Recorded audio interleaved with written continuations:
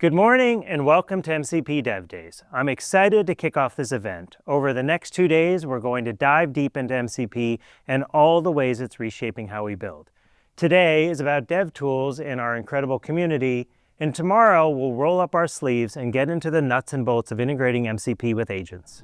Now, we're joined by an amazing lineup of partners and speakers, from Anthropic, who created MCP, to innovative companies like Neon and Okta, who are already pushing the boundaries of what's possible with the protocol. For teams here at Microsoft, this isn't just another spec. It's fundamental to our vision for the future of AI development. We've seen MCP accelerate our agentic workflows faster than anything that's come before, and we're seeing this excitement not only at Microsoft, but also with partners across the entire ecosystem. Through the MCP Steering Committee, we're collaborating with companies like Anthropic, OpenAI, Okta, AWS, and others to grow MCP and push the technology forward. It's truly a collaborative effort, and we'll continue to listen, learn, and contribute back. This morning, you're going to see exactly what Microsoft's commitment looks like.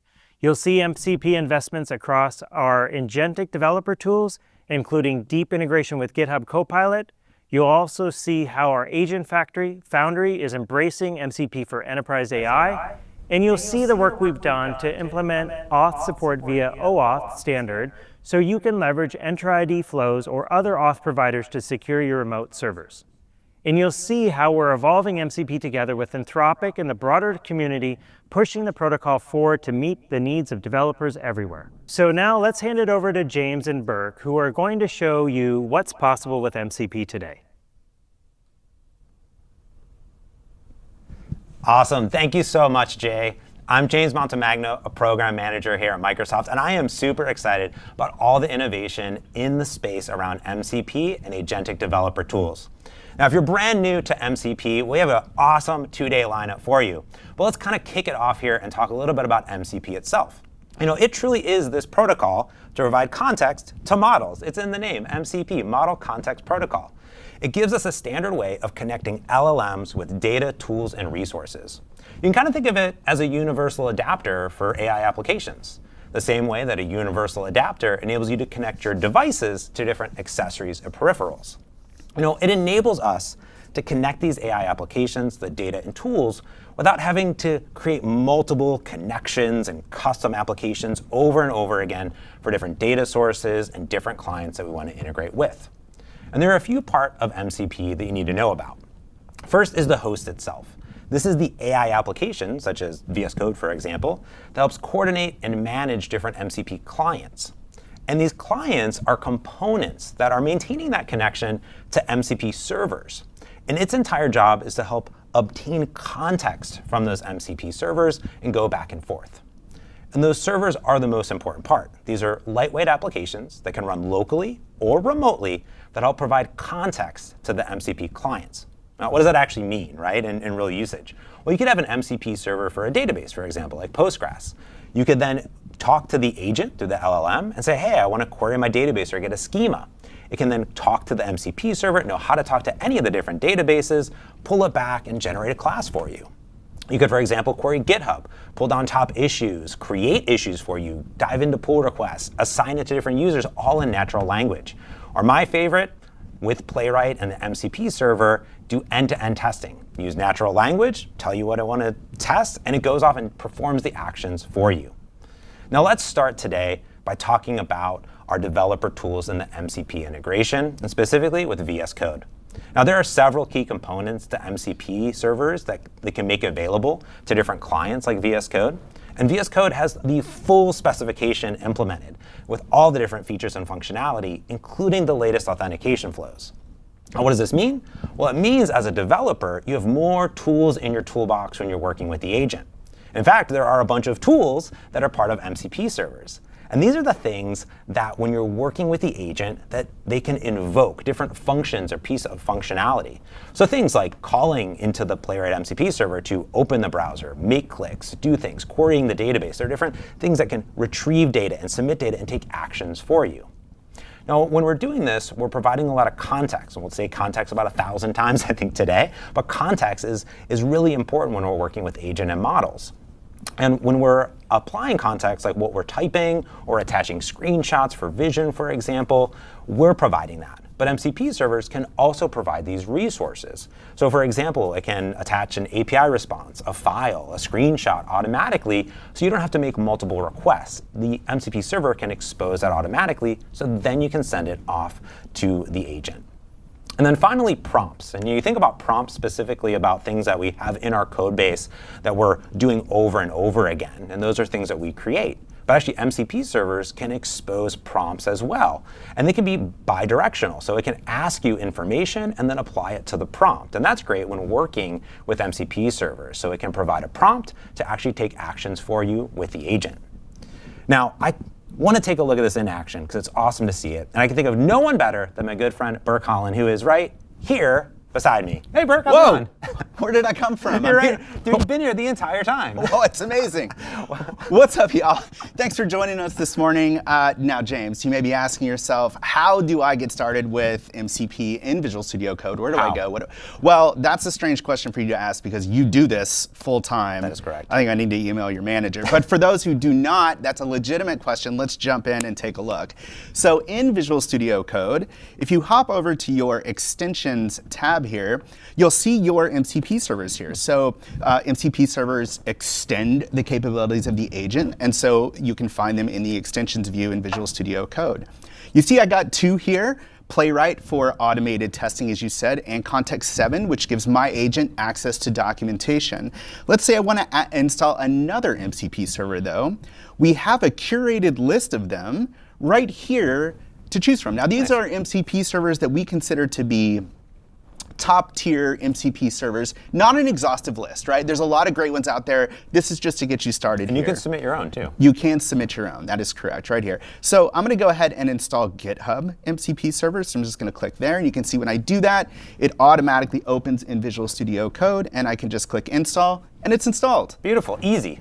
Easy, that's it. So we can examine our MCP servers here. So you can see we got 3 now. We can move between them. We can look at their configuration, but y'all may know, if you've used MCP before, that they're usually JSON configuration blocks, right? And so that's somewhere. Where actually is that? Where is it, Burke? It is right here. Let me show you. So if we go to user, MCP user settings here in the command palette, MCP user configuration. There they are. Beautiful. Right? So this is what's happening behind the scenes. We can go ahead and start these servers here. So let's start Playwright. We'll start Context 7. And some of these are local and some of them are remote, like we can see the GitHub here. Correct, exactly. So the GitHub one is just a server, right? There's nothing to run locally. We're actually using the server, and you can see it's actually contributing a prompt as well, which is something that you talked about in the slides. So let's actually take a look and actually use this to do something here. So I'm gonna go ahead and open up the chat here, and let's make the chat real big because, you know, we don't need to. That's how I use it. Yeah, exactly. Full screen chat. All right, now, what do we want to do? Here's what I want to do. I would like to go to search GitHub for all of James, how do you spell your last name? T-E. Montemagno. Did I get it? No, that's perfect, yeah. James Montemagno's monkey-themed repos. As I understand it, you have a lot of monkey-themed repos. Why is that? Well, it's a long history. We'll see if they can get it. if the agent can figure it out. Let's see. What's well, this? Right now it's saying it wants to sign in with GitHub. Do we want to allow that? So I'm going to say yes. And this is the OAuth that Jay was talking about in the intro there. So we're going to OAuth, and we get to pick, because we're already signed into GitHub in Visual Studio Code, chat as you should be.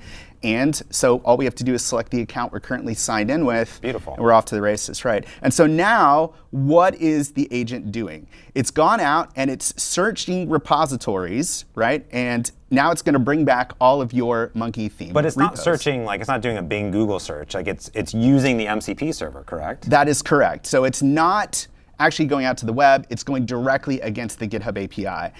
Look at all these, dude. Monkeys. A lot of monkeys. What is this? You have a monkey MCP server? You have to have a monkey MCP server. Well, you know what I'm going to do? I'm going to fork that right now. You're going to fork?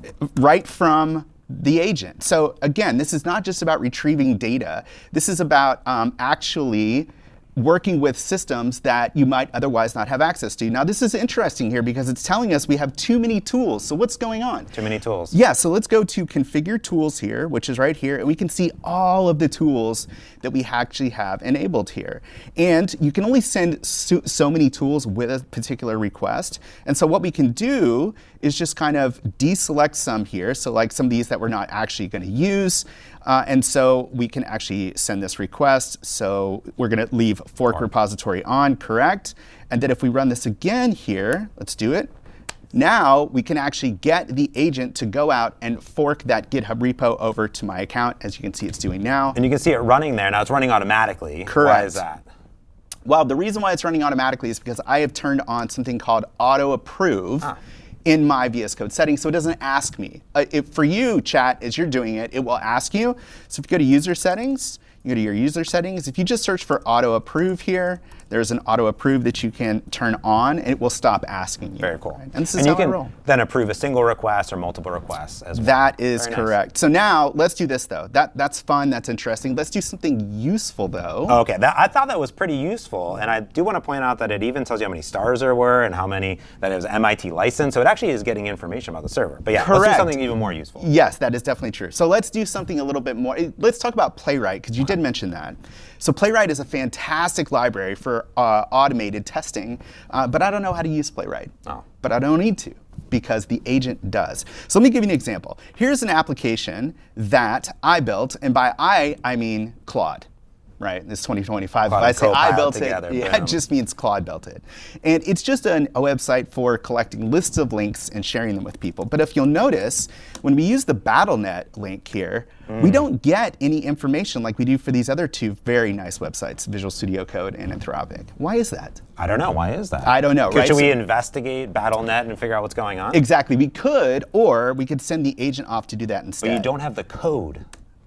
The code. You don't need BattleNet code. That is correct. Oh my gosh, okay. All right, so here we go. I'm going to go to my prompts here. I'm going to hit slash, and I've got a pre-configured prompt here called debug page. Okay. And these prompts, if we go to configure prompts here, these prompts, you can create new ones. And if we go there, you can see your job is to debug a particular URL, and these are the tools that it has access to. Beautiful. So what we're going to do now is we're just going to say debug page. We're just going to tell it. We're going to say battle.net. OG info is not being returned. Please tell me why. And in that prompt, you have some information about calling and invoking and opening the browser that it's going to figure out. Exactly, right? We just use the standard sort of prompt strategies where we say you are an automated testing expert, use the Playwright MCP tools to first search the code base, understand what's going on, then use the tools, and you can, as you can see, it's going to go through and solve this problem the way that it thinks that it should be solved. So it's going through, it's going to create a new list, and then my guess is that it's going to try to add that URL to the list and check to see what's actually happening here. But again, this is really interesting to watch what the agent actually decides to do, because it's doing, we're not doing any of this, right? It's doing everything. This is magic. Yeah. Like, yeah, or both of us are like, don't touch anything. Yeah, okay. So let's go back here. All right. So you can see here, it can see the link was added, and it's just going to keep doing this until it can figure out what is actually going on here, right? And now it's testing the metadata scraping, so it's actually calling the API directly to look at the JSON response. Wow. Right? Claude is an incredibly powerful and intelligent model, and when you couple it with tools like this, when you give it access to something like the browser, I mean, it really takes it to the next level. So what we're going to do here is you can see it now sees what the problem is, right? So I'm going to stop it here. And what I want to do now is I don't want to work on this right now. Yeah. Because we're doing it right. We're in a keynote, and we have like 6 minutes. So what I'm going to do is say, great, open an issue for this on GitHub. And you'll notice that I misspelled open. Yeah. But it doesn't matter, because LLMs are really, really good with your terrible grammar and with your bad. And so here, this is interesting. You can see it's trying to use Playwright again, and that's likely because we have disabled the tool that it needs to do that. So let's go back in. Let's disable it. That's OK. This happens. And then let's just come back and do this again. And you can create custom tool sets so you can actually customize which ones you want for different actions. Correct. And you can see now that we've got the right tools selected, it's going to go ahead and create that. and do it right on GitHub for us, create that issue, and it's going to write up all of its findings and put that in the issue. So it's taking the entire context correctly of the chat to create the issue. This is a nice developer flow because you don't have to leave your tool to actually start working across these. 100%. Because you could go to GitHub, create the issue, but then you'd have to go. Right. Now let me show you something else while this is spinning here. So see this add context button? Oh yeah. You talked a little bit about resources here. Resources you can attach right from. So if we go to add context, see this MCP resources item? This is how you use resources. So for instance, if there was an item on GitHub chat that we wanted to include to the agent, instead of having to download it and include it, we can just click here, go to repository content, specify it. The agent will then get it via the MCP server and use it as part of its. Beautiful. Right. All right, so now we've created this issue here, really nice.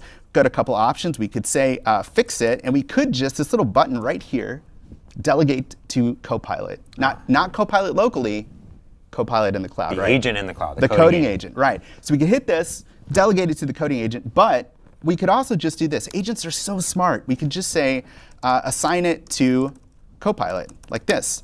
And again, because the GitHub MCP server has an assign to Copilot tool, it will call that, assign it to Copilot, and then Copilot will begin working on this directly. Awesome. Right. But this agent is up in the cloud on your machine. Like, can those things also use MCP servers as well? Great question. So let's jump over there to the repo. I'm going to come over here to the repository settings. And if we come down in the settings here for this repo and we look at the coding agent, so in the sidebar here, I'm going to zoom in a little bit. Beautiful. A whole lot. So coding agent under Copilot, if you go all the way to the bottom, you can see you can add MCP servers here just like you do in Visual Studio Code. Beautiful. And yes, it can use them. And it will run, right, this local Context 7 MCP server, and we'll use this in its agent, in the agent runs. It's really nice. What if you wanted to use like Playwright and GitHub? Would you add them here? Well, you wouldn't, because you don't need to do that because they are already there. Beautiful. So by default, you get the GitHub and Playwright MCP servers. What does that mean? So let's take a look at a pull request that is already finished. I did this last night. So I wanted to add a preview image. So you can see here it's gone through and then it did it. And then if you scroll down, it provides screenshots for you right here in the pull request. And look, you can see it's not working. Yeah. Right. Yeah. So we can just go back and reply and say, looks like the images are broken, right? Please try again.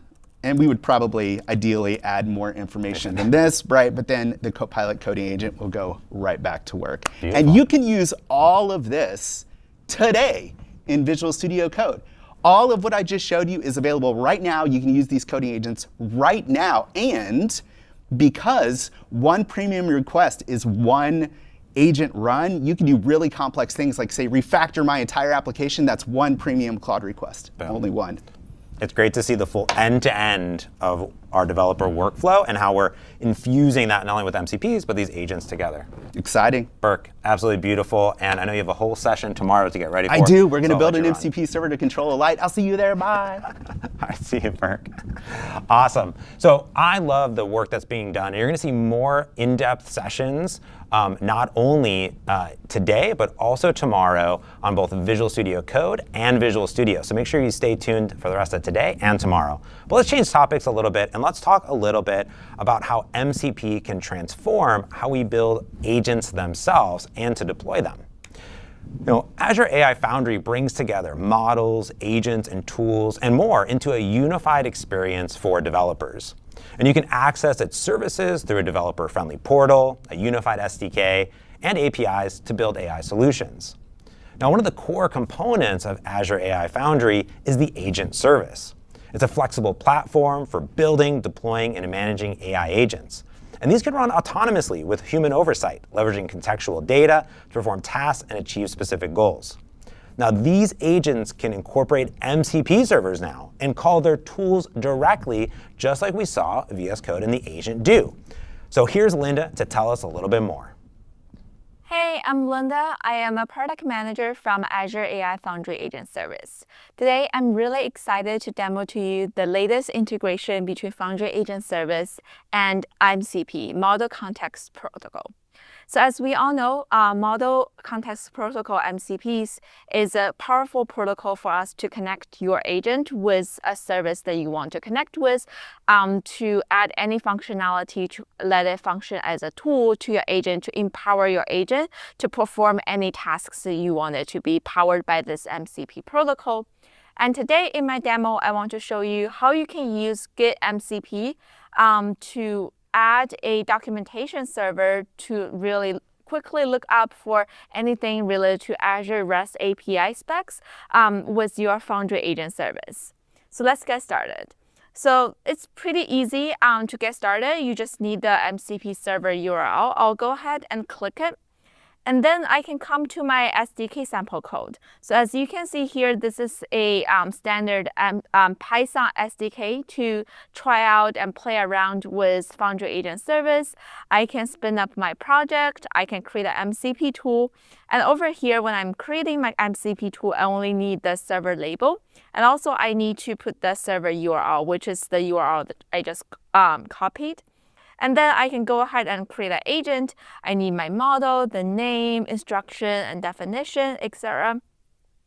And by default, we will need approval for all of the tools that needs to be called by this MCP server. So I had a few pivots and snippets in my code so that once a tool does need approval, I'll see the specific tool in this MCP server that will be called, and I will type something to approve it if I want to approve it after reviewing all of the details.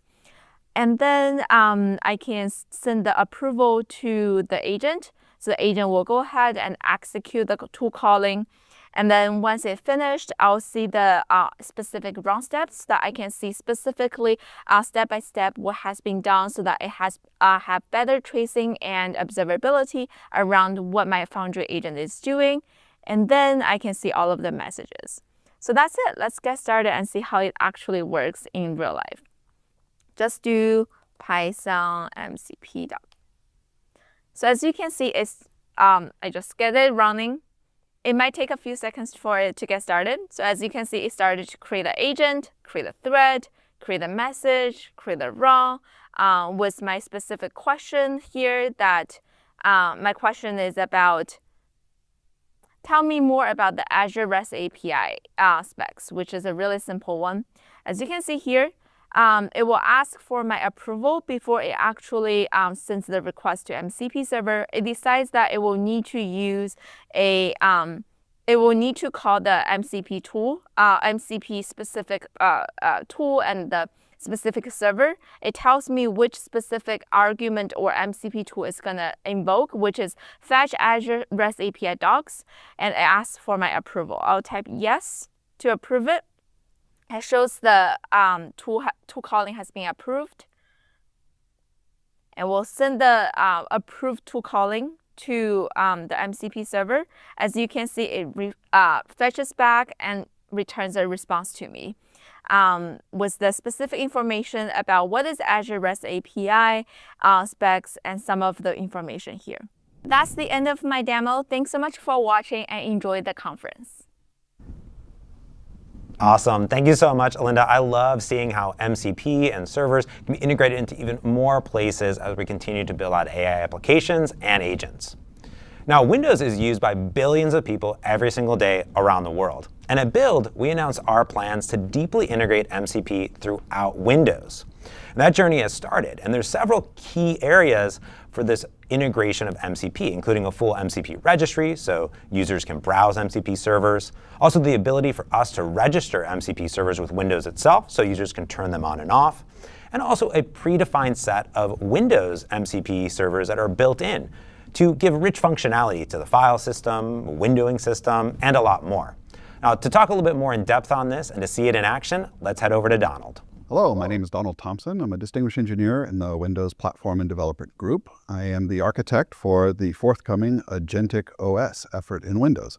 And I'm here to talk to you about the steps that we're taking towards this agentic future with Windows. Everybody's heard about agents. They are able to reason about your tasks and your goals, use tools, and collaborate with other agents in order to accomplish them. In order to build toward that future, we've made an early investment in MCP. natively available in the Windows OS. And this is to solve a whole bunch of problems that exist with building around MCP today, whether you're providing servers or whether you're trying to consume them with your application or your agent. Oftentimes, for instance, you'll have to manage JSON configuration and force your users to update that configuration with things like API keys and so on.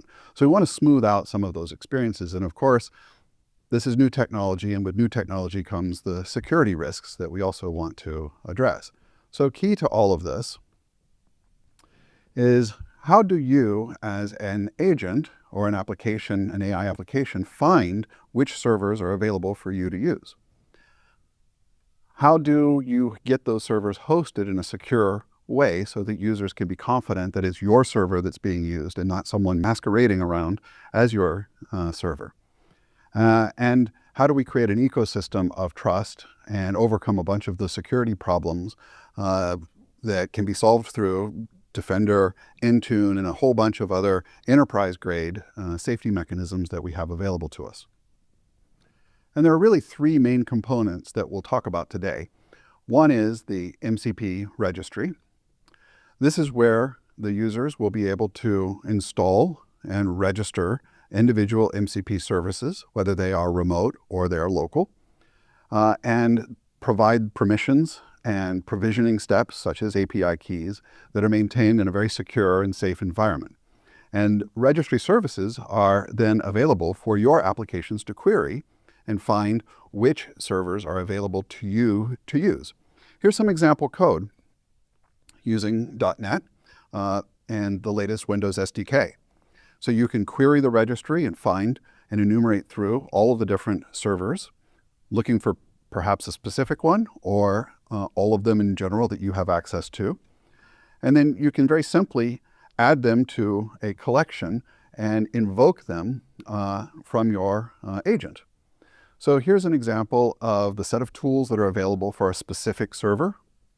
And we just use the OpenAI client, give it the collection of tools and a prompt, and enter into a message loop. And so this is just a simple command line agent where I can type in various requests, and it will use those tools automatically. And that's all handled in a single call that's doing the tool finding, selection, and invocation in the SDK itself. The second component are the MCP servers themselves for Windows. So we're making it quite easy for you to create packaged, identified, cryptographically signed applications that are safe to be run in the Windows environment natively. And then the third area is how that creates a set of trustworthy components. They are secure. We will run those processes in isolation containers, very fast to spin up, and are protected from doing things that the user wouldn't be comfortable doing, accessing file system and network, unless they are provisioned accordingly. And then the last area that we're investing in is first-party MCP servers from Windows itself. And this is really exciting because now you can actually interact, your agents can interact with the Windows platform itself. So we've introduced recently app actions, which are now supported by many applications. You can take advantage of those app actions. Windows subsystem for Linux, you can launch and you can even deploy entire Linux distributions and interact and issue commands to that subsystem. Interact with Windows, of course, manage settings on behalf of your user, interact with the file system in a safe way, including semantic search. And let me show a quick demo of our partners, Perplexity and SparkMail, working together in an agentic way to solve a user problem. So in the Perplexity desktop, they have integrated naturally with the Windows registry for MCP. And you can see that there are a number of MCP servers that are enabled, including the file system and the SnapMail, SparkMail desktop application. So the user has entered in something, a query to search for MCP documents, and we get a user permissioning dialog. The user says, yes, it's safe to search. And here it searched the local file system set of documents that contain information about MCP. So it's used file search and semantic search together. And now it's saying, send this collection of information in email.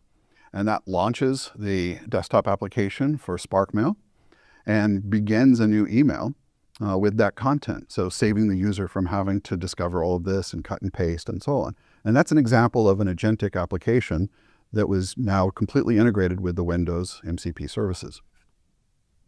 Our partners are across the board, from OpenAI, Anthropic, obviously Perplexity, are all excited about these opportunities.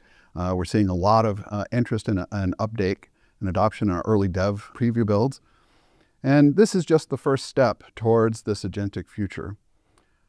We are announcing at Ignite the availability of this as a early release, and a huge number of partners in private preview.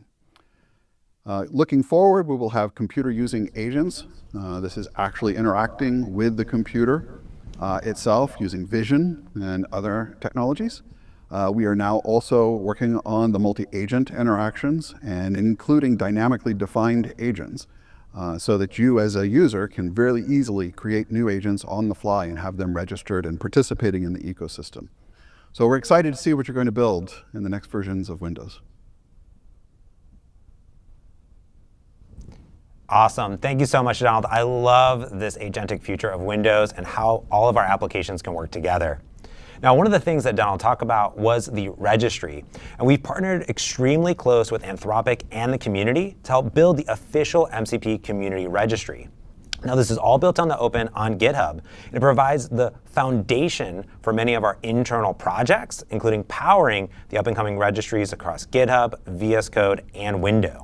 Now, Drew is actually going to be here in just a few minutes from Anthropic talking about the journey of building this actual community registry out there. Now, on top of the community registry, also there are enterprises that are looking to deploy their own private registries, and that's where Azure API Center comes in. It provides capability for enterprises that want to deploy and build their own MCP registries for their organization. It provides powerful governance to help meet their company's requirements. You can check out more at mcp.azure.com. Now, there's going to be tons of amazing sessions throughout MCP Dev Days, but there are a few great resources to get started. If you're brand new, we have a full beginner series and video series right here on the Microsoft Developer YouTube. If you want to explore MCP servers, check out the VS Code website.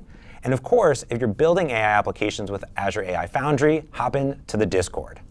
Now, all throughout the event, we'll be here live getting your questions in real time, whether you're on YouTube, Twitch, or you're on socials across Twitter, X, Mastodon, and Blue Sky. And you can use hashtag MCP Dev Days, and we'll pull those in live. So with that, let's head back over to Jay to close out the keynote. MCP is transforming how you leverage AI in your developer workflows, from the code editor to the cloud to your desktop. Microsoft is all in with investments across our entire ecosystem. Our partnership with Anthropic and the steering committee is driving the protocol forward for everyone. And the tools and the infrastructure you need to build and host MCP servers are available today. The registry announcement you just heard about is a perfect example of what we can achieve together. Whether you're using the community registry on GitHub or our private secure registry with Azure API Center, you'll have the tools to discover, share, and manage MCPs across your entire organization. Now, over the next 2 days, you'll learn how to accelerate your productivity with MCP, build your own MCP servers, secure them, scale them, and integrate them into your applications. You'll hear from our partners, see real-world applications, and get hands-on with the tools. This is more than just a protocol. It's the foundation for the next generation of AI applications, and you're here at the beginning. Thank you for joining us at MCP Dev Days. Now let's jump into the first session with Anthropic to learn about the community registry. Hey everyone, my name is Drew Hoden and I'm with Anthropic on the Plaid AI engineering team, and really excited to be here today to talk a little bit more about MCP.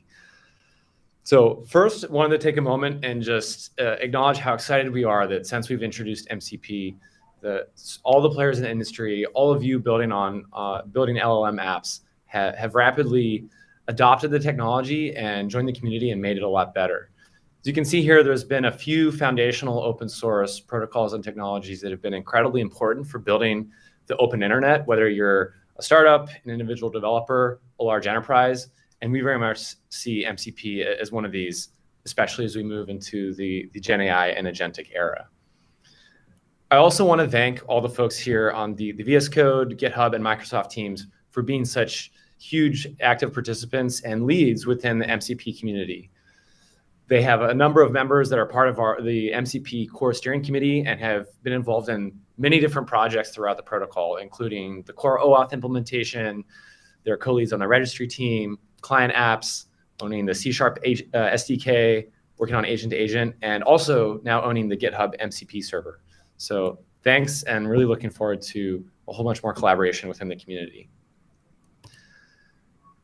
Want to talk about one of the new exciting things you're hearing about, and that's the introduction of registries. So here you can see the Anthropic Claude connectors directory. So this is the Anthropic registry where you can upload MCP servers. They can be vetted and plugged directly into Claude and Claude-powered applications.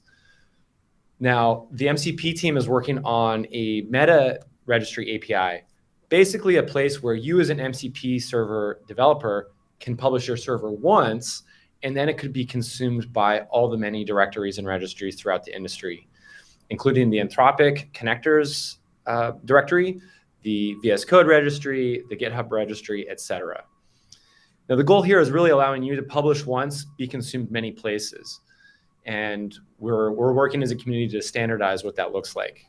We think this is important because depending on, and we think that it makes sense to have a number of registries. Different organizations have different security requirements. They deploy MCPs differently. They might care about one subset versus another. People are also looking to deploy their own internal registries. So we're working together to standardize what this looks like, and so that you can just focus on building great apps or building great services to consume MCP servers. I also want to take a moment to talk about some of the new protocol updates and everything that we've been collaborating on so that you know the cool new features you can use in what you're building. So with the most recent release in June 18th, I'm excited to announce that we've launched elicitation. This is the ability for servers and pull requests to ask for additional user input to qualify what they're looking to do. This really enables more of an agentic where tools can accomplish more, even if you don't know all the information up front. I'll show an example of that shortly. We also launched full support for structured outputs, resource links and tool responses. So as folks use more than just tools, they're using resources, sampling, et cetera. Those are more tightly linked. And passing along context, really helpful in sub-agent flows. From a security standpoint, we launched mandatory resource indicators, a really key feature to help prevent malicious token access. If you've got a token that's for a particular MCP server, basically locks it down for that MCP server. We also launched OAuth 2.1 resource server support. From a protocol standpoint, now there's mandatory protocol version negotiation. So clients and servers are always speaking the same version, and a number of features that support that. What about what's next? So first, in the agentic field, I'm excited to talk about asynchronous operations. So think long-running tasks that might take longer time periods.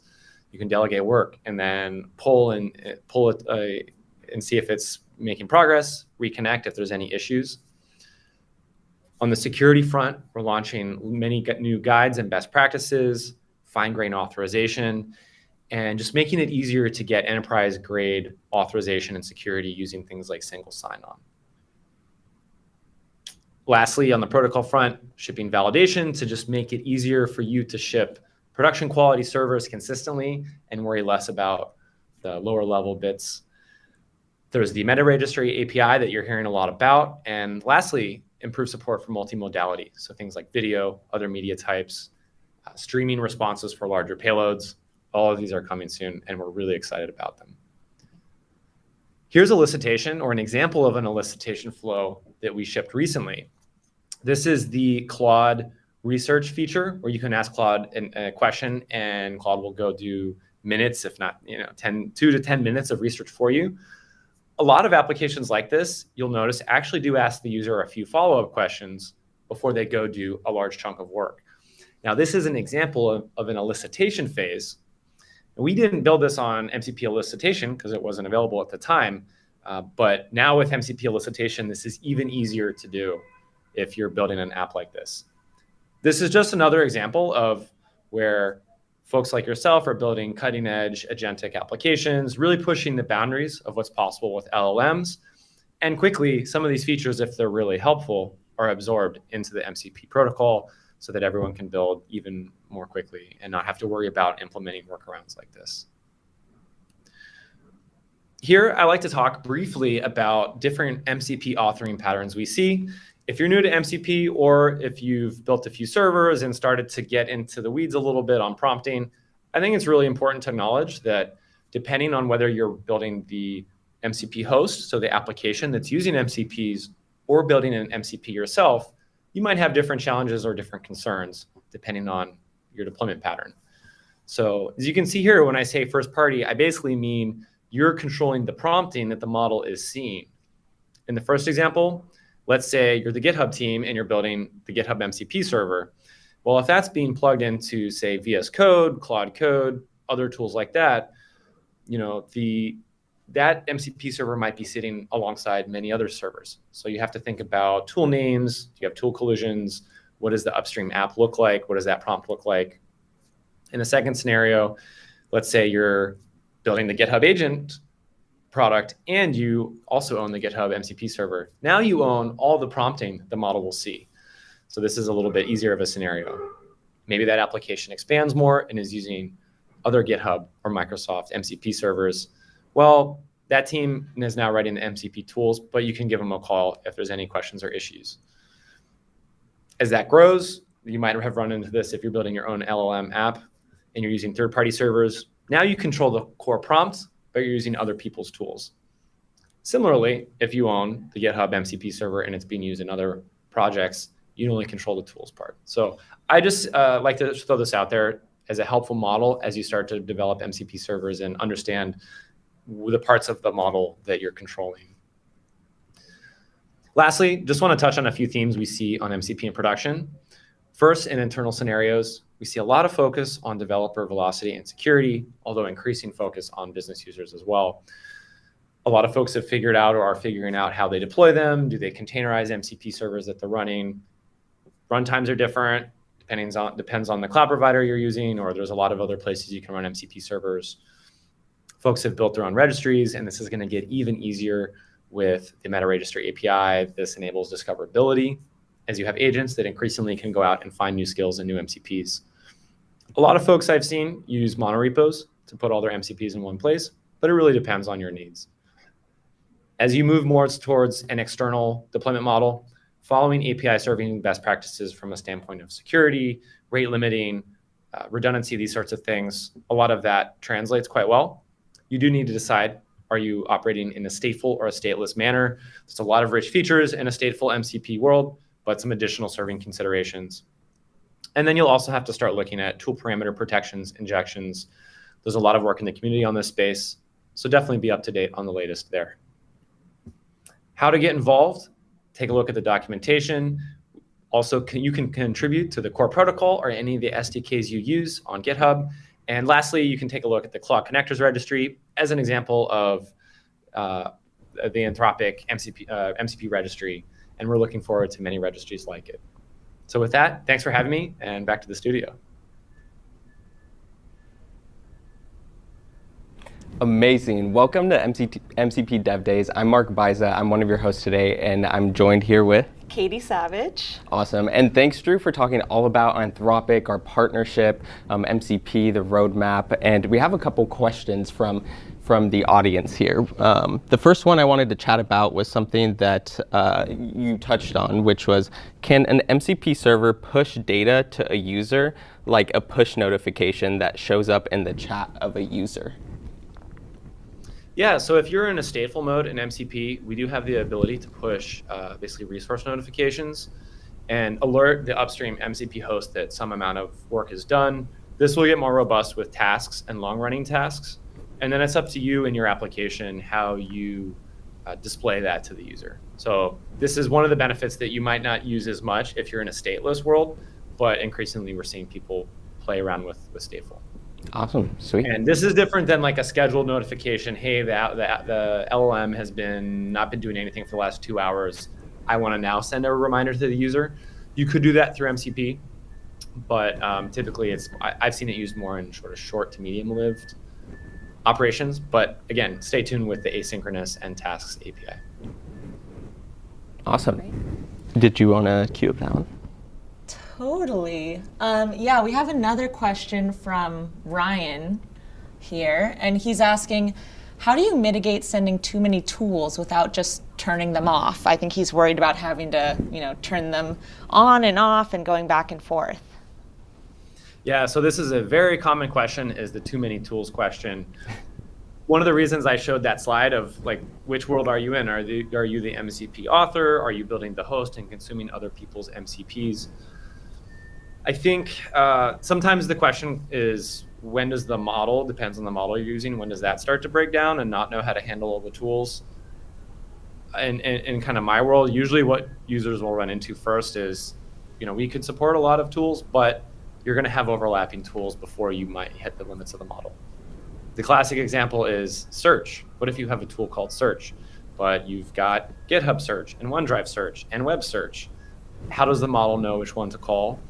You can steer the model with examples, you can do this sort of thing, but often that's where you run into issues. So I'd say if you're an MCP author, write descriptive, semantically meaningful tool names, including the name of your app. So instead of search, say OneDrive search or GitHub search, or maybe a little bit more of exactly what you're searching. If you're building a front-end application, giving good examples to the model of which tools you want it to call is helpful. And then just understanding how your users are using it. If you're in a world where you don't know which MCP servers a user is plugging into your app, again, just understanding how your users are using it, giving them coaching. And then I do think that letting people turn tools on and off in more like they're plugging 5 or 15 MCP servers in is helpful. There's advanced techniques like pre-fill, like RAG over tools, these sorts of things, but this tends to be helpful in a world where you control more of the whole ecosystem versus plug and play. But this is definitely an ongoing conversation amongst the community, and you're not alone if you're facing this. Definitely. And thank you so much for answering all of our questions, Drew. Thank you for joining us today. We were super excited to have you. I think that's all the time we have for questions. So we'll say goodbye to you, but thank you again. Thanks for having me. Of course. Thank you. All right, Mark, what can we look forward to today? And also just what kinds of training and things have we put out that the people should know about? Yeah, 100%. So if you look at the bottom of the screen here, we have our VS Code release parties on aka.ms VS Code Live. So you can tune in. Every time we have a VS Code release, we have a live stream that takes you through all the features. It'll include everything that has to do with agent mode, MCP, and core VS Code. So if you want to go ahead and join there, go aka.ms VS Code Live. And we also have a couple other CTAs that will be rolling around at the bottom of the screen as well as our Azure AI Foundry Discord. So if you want to continue the conversation, not just around MCP, but around building agents and using models, go to aka.ms/Azure AI Foundry/Discord, and you'll be able to go and join a community of over 30,000 developers to talk MCP, agents, and a bunch of other topics within there. So. Yeah, we have a ton of fun stuff for you to participate in. I've never actually been in one of those live streams that happen every month, but they're always fun. I'm always watching. They're a great time. And all of those links you'll see throughout the day. Again, if you want to join our beautiful collection of questions here, you can hashtag MCP Dev Days on X or wherever you're watching the stream. You can ask your questions in the YouTube chat, and we'll be able to ask those to the presenters. And after every session, we're going to have Q&A, so you might see yourself up here. So use the hashtag, join us for MCP Dev Days, and exciting to see what comes next. Up next, we're going to have Chris Noreen join us, and he's going to deep dive into VS Code and show us MCP come to life in Visual Studio Code and his workflows and a lot of the features around VS Code. So we'll go ahead and kick it off to Chris.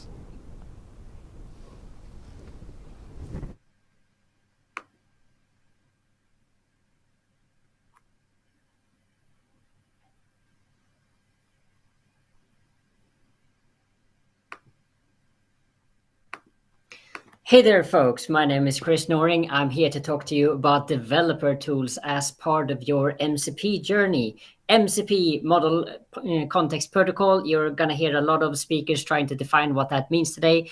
I have you for the next 20 minutes or so. And it's such an exciting time to be a developer because Visual Studio Code has excellent developer and tooling support for you. So we have a few different topics today. One of them is to cover installation. How do I even install a server? Don't worry, I'll tell you all about the different angles. And there's also some great MCP servers out there that you should be using today. We'll also cover that next. And then there's a concept that not many people know about called sampling. So I'll demystify what sampling means and even show you a demo on how to do that. And then we'll move on to something called dynamic tool discovery, which essentially mean that this is a smart way of Visual Studio Code to act to make sure that it uses just the tools it needs. And then I've also taken time to build my own MCP server, or rather it's my colleague Liam. He's not here with us today, but I'll show you just how his server works and how you could be installing that and playing around with it. And if we do have some time, I'd like you to take you through something called a MUD. For those of you who are the older generation, you know that a MUD stands for multi-user dungeon. Yes, you heard me correctly. Orcs, goblins, dungeons, quests, and much more, all of that in MCP, of course. So first off, let's talk about installation. So what do we need to know? Well, let's dive right into installation, because what happens when you try to install things is that they actually end up in a file called mcp.json. So this is a JSON file. This one either ends up globally installed, so it either ends up in a global place, or if it's by this session specifically, then you can be creating a .vs code folder and place that MCP JSON in there. So what do I need to know? Well, if you look at it from a mile high level here, I didn't want to do that. If you look at it from a mile high level, let's just do that. You see that we have inputs. Inputs is something that we use for the servers for some configuration. But then there is a list of servers. And once an entry ends up in here, it's considered to be installed. So very mile high level, we see that we have a number of servers: LeetCode, Apple Developer Docs, Playwright, if you've heard of end-to-end testing, fantastic server, and GitHub, of course, that most of you are using, and then Microsoft Docs. Yes, you heard me correctly. Microsoft Docs have their own official MCP server. Fantastic, right? But I also want to show you a different place where things are indicating that things are installed. So you can go to extensions here, and at the bottom here, you can scaffold this a little bit, and you can scroll. Let's see if we can get rid of that. We should be seeing all of our installed servers. I don't know why it's doing that to me right now. Let's see if we can adjust that. Don't worry, MCP servers installed are here. So LeetCode is there, and all the other servers that you can expect, Apple Developer Docs. This is just me having a problem with code space. Don't worry, this is going to look correct in your VS Code, but Playwright in there. So if you always want to see what you got installed, either look inside of your JSON file or look here inside of the extension folder. Now, I like to have this one open so I can see all the different files. So what we'll do here is to just quickly demonstrate how this works. And of course, I will start with Microsoft Docs Server just to show you what a great companion that is. So this one, I just want to call this out because installation looks a bit differently depending on where the server is running. So if you heard of MCP before, someone might have thrown in the keyword transport. And transport is really a definition of where the server is running. So if the server is running locally, it uses a transport called standard IO. And you would recognize that because there's no type defined. And if there was a type, it's a standard IO in here. So I can just change that so it would indicate like so. But we're not going to do that, and we undo that. So here, for example, you see that we have a standard IO server, and that's how Playwright is being installed. So Playwright in this case is being installed locally on our machine. Whereas you see that the Microsoft Docs as well as GitHub are being installed remotely. That's right. So these servers are actually running remotely. So all you need to do is point out the URL where they live. Okay, what else do I need to know, Chris? Well, I said you install things by putting it inside of this MCP JSON. And the next thing you want to do is to inspect and see what tools did it actually detect. So here it's, first off, it's listing all the installed servers, just like I showed you in the extension tab. But then you can expand it like so, and you can see all the different tools that are available. That's great. And then you might be wondering, well, Chris, do I actually have to name these tools? Well, no, because that's the thing with MCP. You can actually leverage your GitHub Copilot agent. So if you set it to agent mode like this, you'll be able to talk to it. So I'm actually going to start off with Microsoft Docs. So I'm a curious lad. So I want to know all about AI Foundry. That's how you build agents and any kind of AI integration these days. Azure AI Foundry, show me docs. Sometimes I need to nudge it, so I say use tools, but sometimes it's not really needed. So by typing this, GitHub Copilot agent will now do its best to locate which MCP server to go to and what tool to use. So now it's pointing out exactly what tool, and it's done all that parsing for me, so it understands what I'm looking for. So I want Azure AI Foundry. That's excellent. So now it's going to give me everything it knows about Azure AI Foundry from the official Microsoft Docs. Isn't that fantastic, right? This is a source that you can really trust. And you might actually have a follow-up question and say, where do I begin? Because I might be overwhelmed as a beginner, right? So, and the beautiful part here is that I can just continue this conversation, right? Because it already has context. So it's actually telling me to start with quick start, which sounds fair, but this is awesome, right? But what I actually want, documentation is one part, right? So now I have 27 tabs that I'm actually going to close, that I'm not going to use anymore. That's the promise, right? You get documentation right in your editor. What else? GitHub, of course. So GitHub comes flavored in two different ways of authenticating to it. One of the flavors is via OAuth, and the other one is via a personal access token. In this case, I'm using the OAuth. If you want to read exactly how to configure it with a personal access token, there is a URL for that as well. I've already done the authentication, but what I wanted to call out is if you do this, if you hit start or restart, then it will be able to talk to you. So now it's running, and it has a lot of tools, and it has a prompt. Great. Let's see what we can do with it. Tell me about my GitHub user. That sounds like a fair question, right? It should have access because it's authenticated, and it's trying to call get my user profile. So now it's telling me that your name is actually SoftChris. Yeah, okay, great. But what I actually want to do with GitHub is to automate things, right? I want to be able to raise issues and delegate things to an agent. Did you all know that there's an agent in GitHub these days that you can delegate work to? If there are bugs that needs fixing, or if there are features that needs building, you can do all of that. Okay, so I have 233 public repositories. That's good to know. I probably need to prune this a little bit. 860 followers, not that I care. But what I want to do is to raise an issue. So I say create issue on creating dark mode for repo MCP workshop. And of course, I keep track of the fact that I have a repo that's being called that. But the beautiful part here is automation, right? Instead of going to GitHub or instead of going to the terminal to, add whatever command, I can use natural language to interact with GitHub and make it raise an issue for me. So now it's going to parse out the context, and it's going to identify what tool it needs. So now it's going to open a new issue for me. Okay, fair enough. So now it's trying to say Liam Hampton. I actually don't want that. I want to do it as SoftChris instead. So now I'm going to say, try to open a new issue. A new issue has been created. Okay, great. So now I would go in here into MCP Workshop, and you can see how it added dark mode. Isn't that fantastic, right? Let's see. What server did I actually create this in? Let me actually double check what it did here. So run, open new issue, MCP Workshop, add dark mode. So implement a dark mode theme. This is a fantastic way of doing things, right? So you can definitely close the issue from here. You can create new PRs. But what if I actually want to delegate this to an agent? Because that would be super powerful. So implement a new feature. Add a Python Flask app that deals with, what shall we do? Let's do products. Assign to agents. And now you're going to see some really cool stuff, right? Because that means it's not only going to raise an issue, because that's how things work.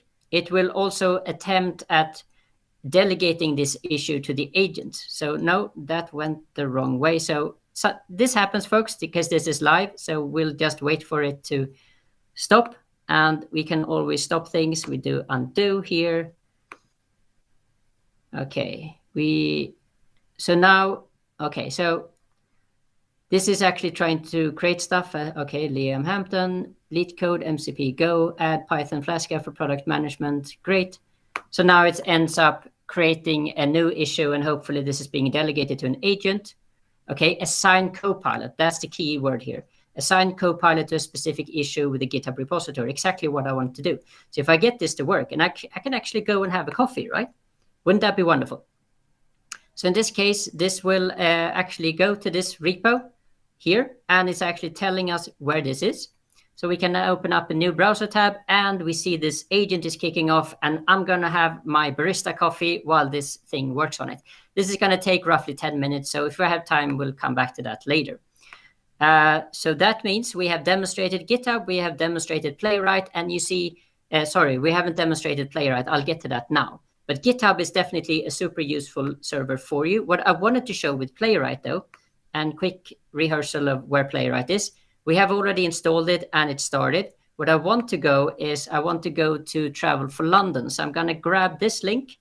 So now I'm going to assume that you don't have any, that Playwright doesn't have any notion of what it looks like to go to the site.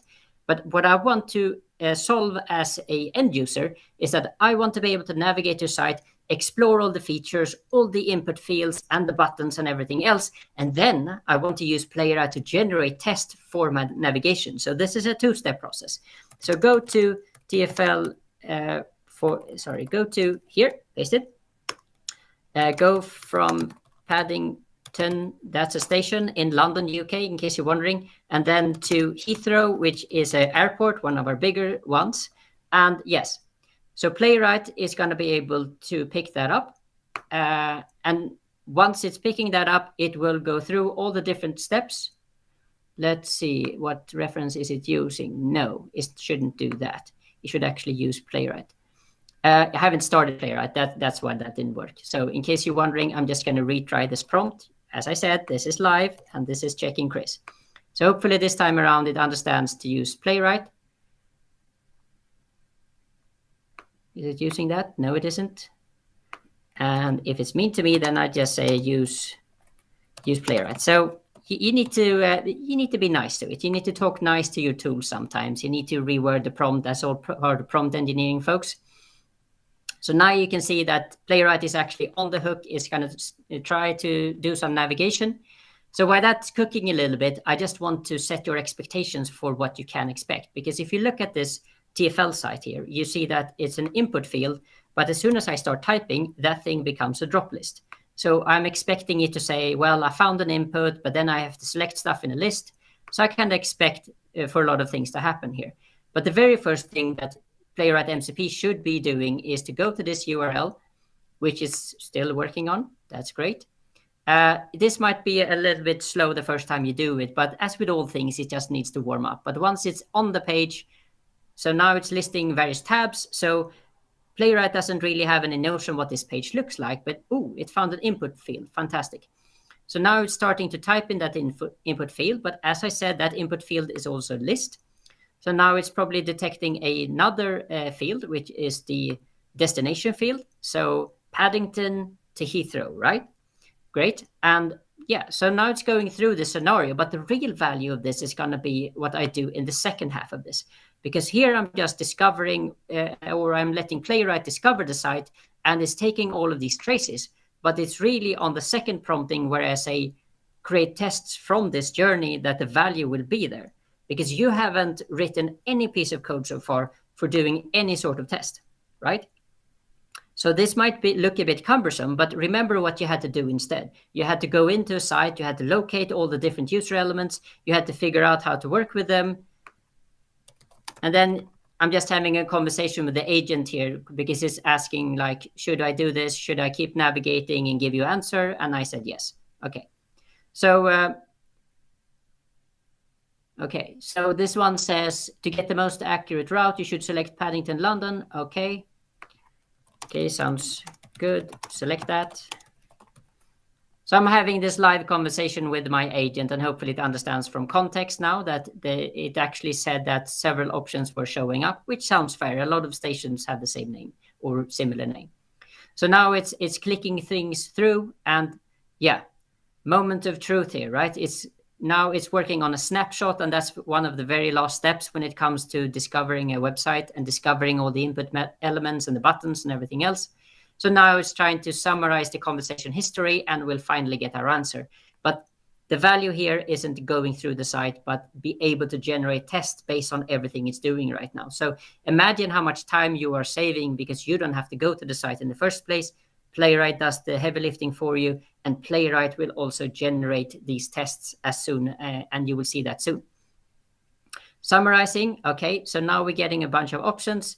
And okay, great, I can take train and a lot of other things. And now we have our final feature. So generate tests for this journey for Playwright. So this is the real value, right? It's reading from context everything I'm doing, and it's able to deduce what elements did I interact with, but what buttons did I push. And this should then say exactly what I need to do. So this one is just giving me a heads up, Chris. Here's everything you're getting. And this is a Playwright test, right? And this is exactly the value. So we've crawled the entire website and we generate a test. There you go, mic drop, right?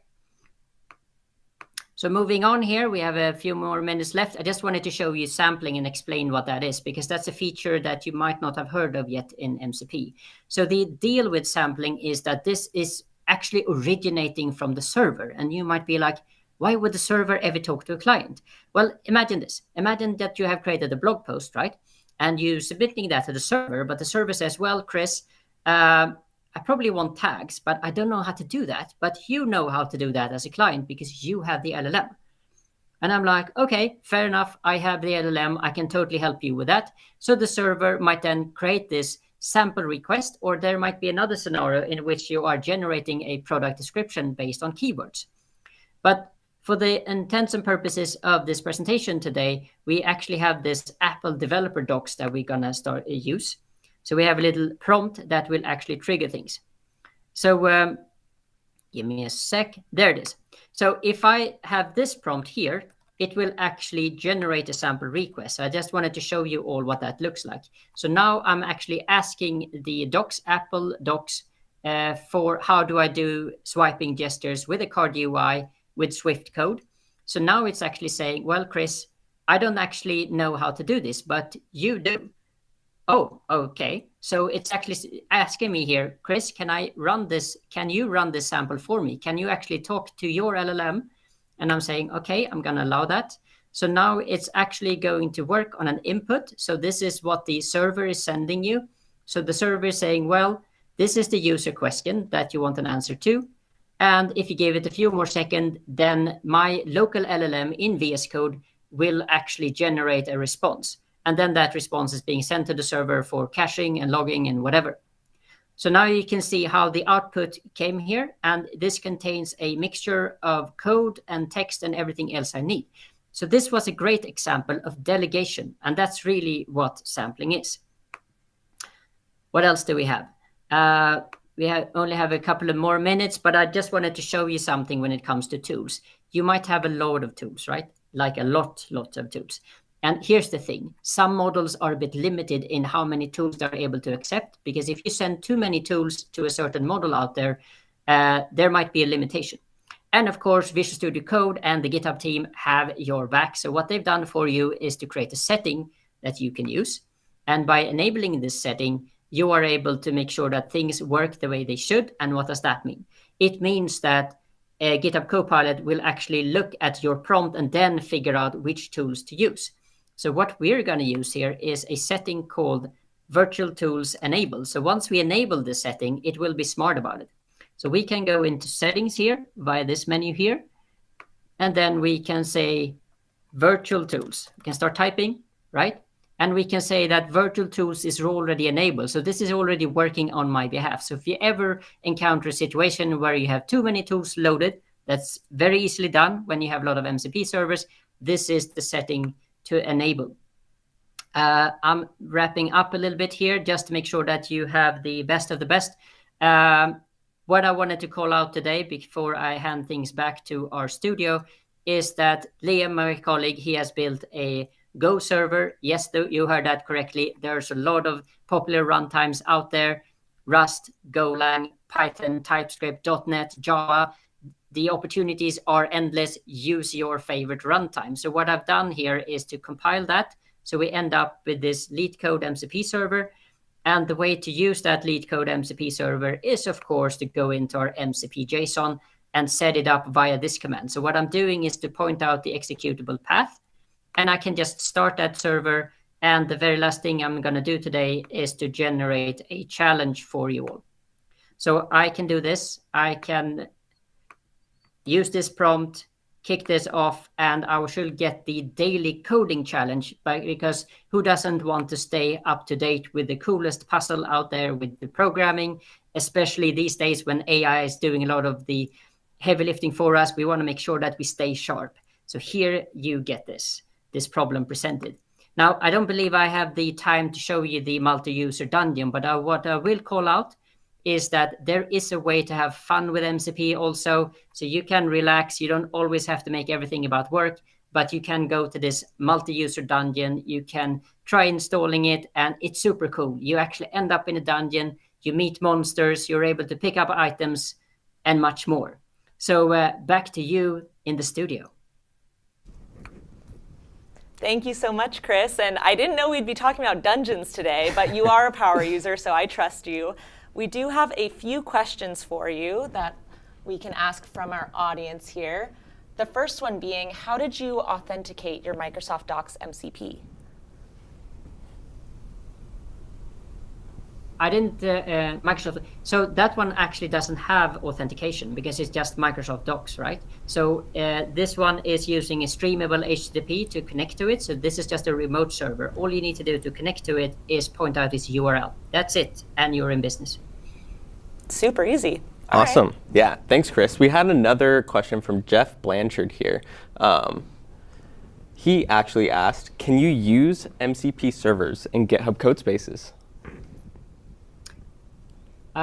Yeah, I mean, I was using them, right? I was in GitHub Codespaces using all these MCP servers. So I would say that's a yes.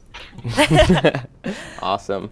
Well, thanks, Chris, for coming on. It was super awesome seeing the magic happen in Visual Studio Code. There's much more that we're going to show you in VS Code throughout this event, but appreciate you coming on and showing us your session.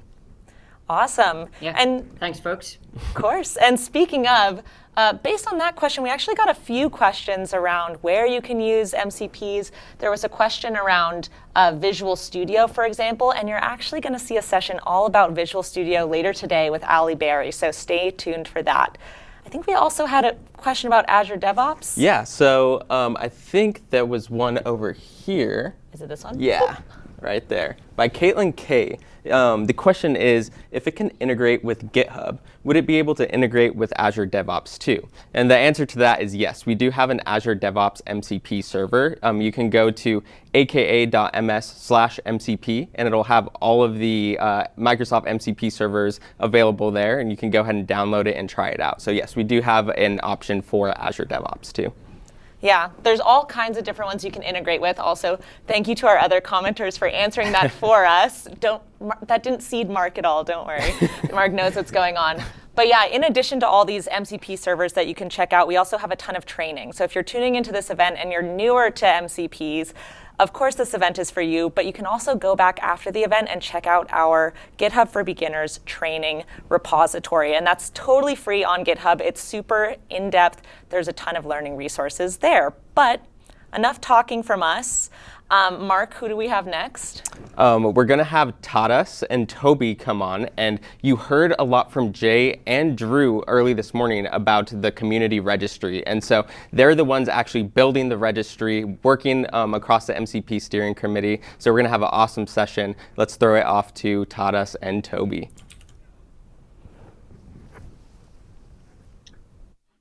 Hey, everybody. We're here to talk about the MCP registry that is being built by the open source community that's been mentioned a few times earlier here in the talks. This is the official one that's endorsed by the MCP steering committee, and trying to centralize a bunch of work that has been duplicated around the ecosystem.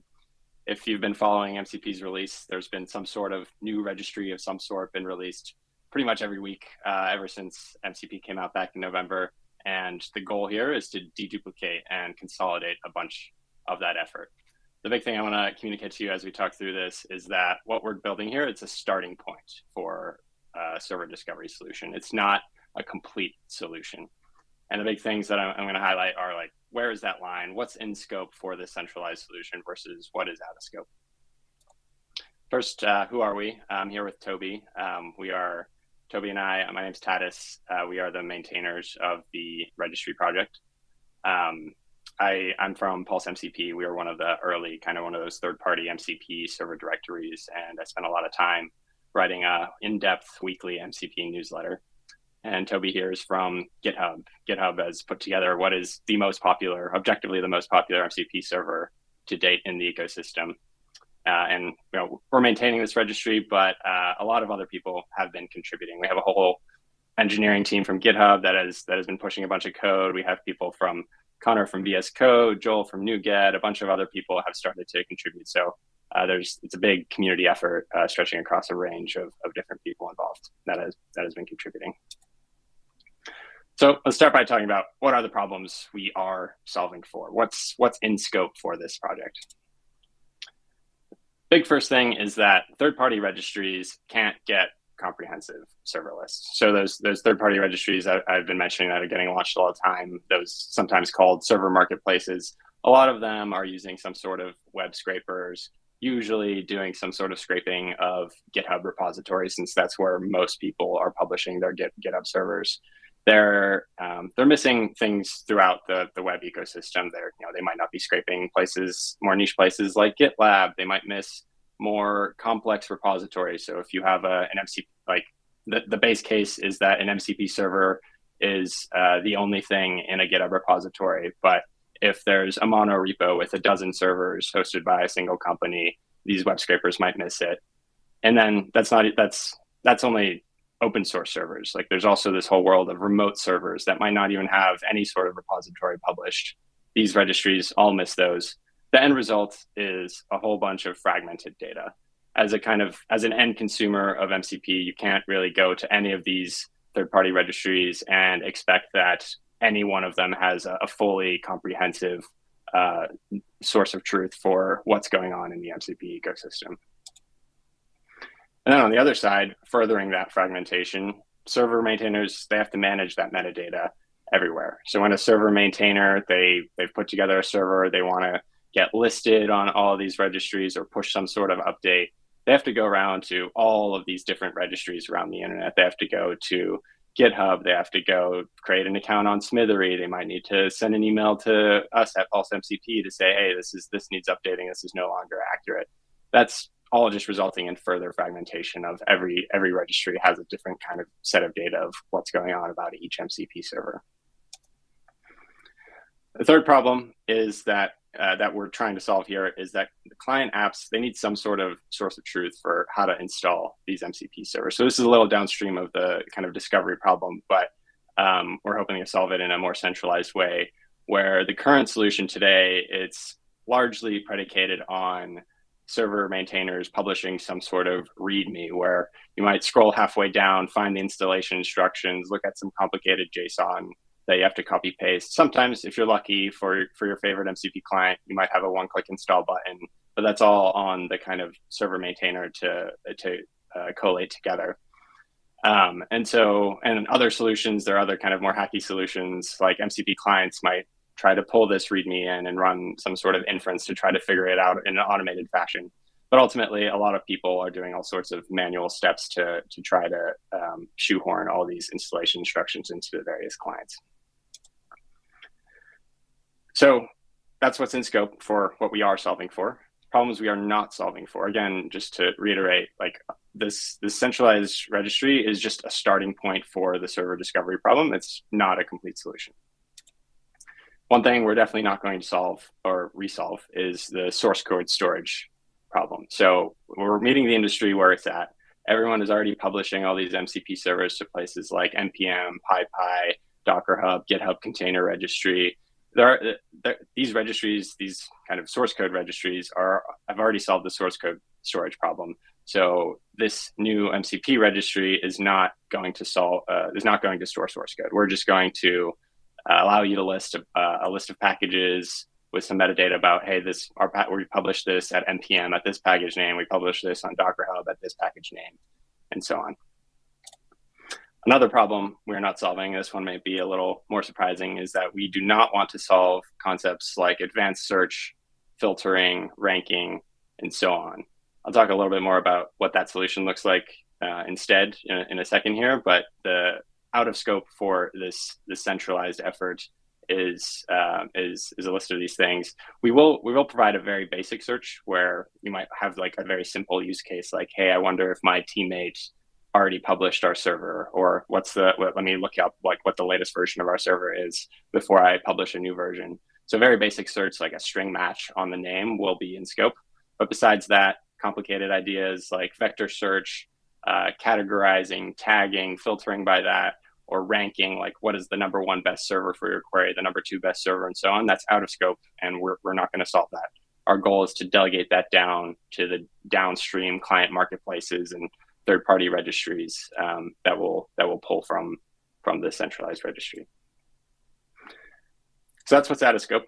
What does the solution actually look like? What are we building here with this open source group? So the starting point on the publisher side of how we get information into the registry is that we're defining this JSON shape that we're calling server.json. So this JSON shape is going to include some obvious metadata like name, description. It's going to include those references to source code registries like npm, PyPy, etc. It'll even include things like remote URL, a set of remote URLs. We're not only storing references to local servers here as well. It's going to have those installation instructions that I talked about earlier, and ultimately you're going to have this JSON. You're going to be able to run a CLI command, something like MCP publish, and point to the server.json file. We'll see a demo of this a little later, but that is the idea of like where that starting point is. We're going to have the server.json file, and we're going to push it into the registry on a per server basis. And then on the other side, we're going to have, on the read side, we're going to expect there to be this kind of ETL layer of some sort between the official, this MCP, the centralized registry, REST API, and MCP clients. We specifically, we expect MCP clients to not query the registry on behalf of every user. So if you fire up VS Code, like we saw in some demos earlier today, you will not be querying this centralized registry every time you run a search on the VS Code MCP marketplace, for example. Instead, what's happening on the back end is we expect marketplaces like the VS Code MCP marketplace to maintain this mirror or subset of this registry, where they'll be able to pull the upstream data down and enrich it with their own opinionated or proprietary data. So, for example, you might have VS Code tracking what kinds of what are the download counts of all the various MCP servers out there for specifically from VS Code users, and they might do something like rank the results by the number of download counts of VS Code users specifically. In some cases, for a longer tail of MCP clients, they might even choose to outsource that sort of responsibility for maintaining that mirror to some third-party service. It won't necessarily be one-to-one with separate registries to client apps. There might be this sort of middle layer that we're designing for as well. But we haven't figured out everything yet. That's just the kind of beginnings of the architecture that we're pitching here, and community involvement is key. So my pitch to you is to please check out the Model Context Protocol registry repository on GitHub. I'll share links a little later here, but we'd love to have input on a few things that I'll highlight here. First question is, for anyone working or engaging deeply with MCP client apps, are we going to successfully provide you the data you need to successfully integrate with these servers in a standardized way?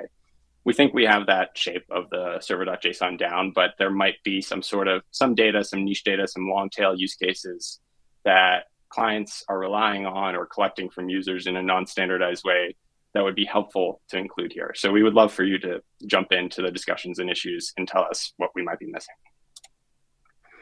And similarly, for third-party MCP marketplaces and all these sub-registries being created downstream of this centralized registry, will you be able to actually leverage the API shapes that we're doing?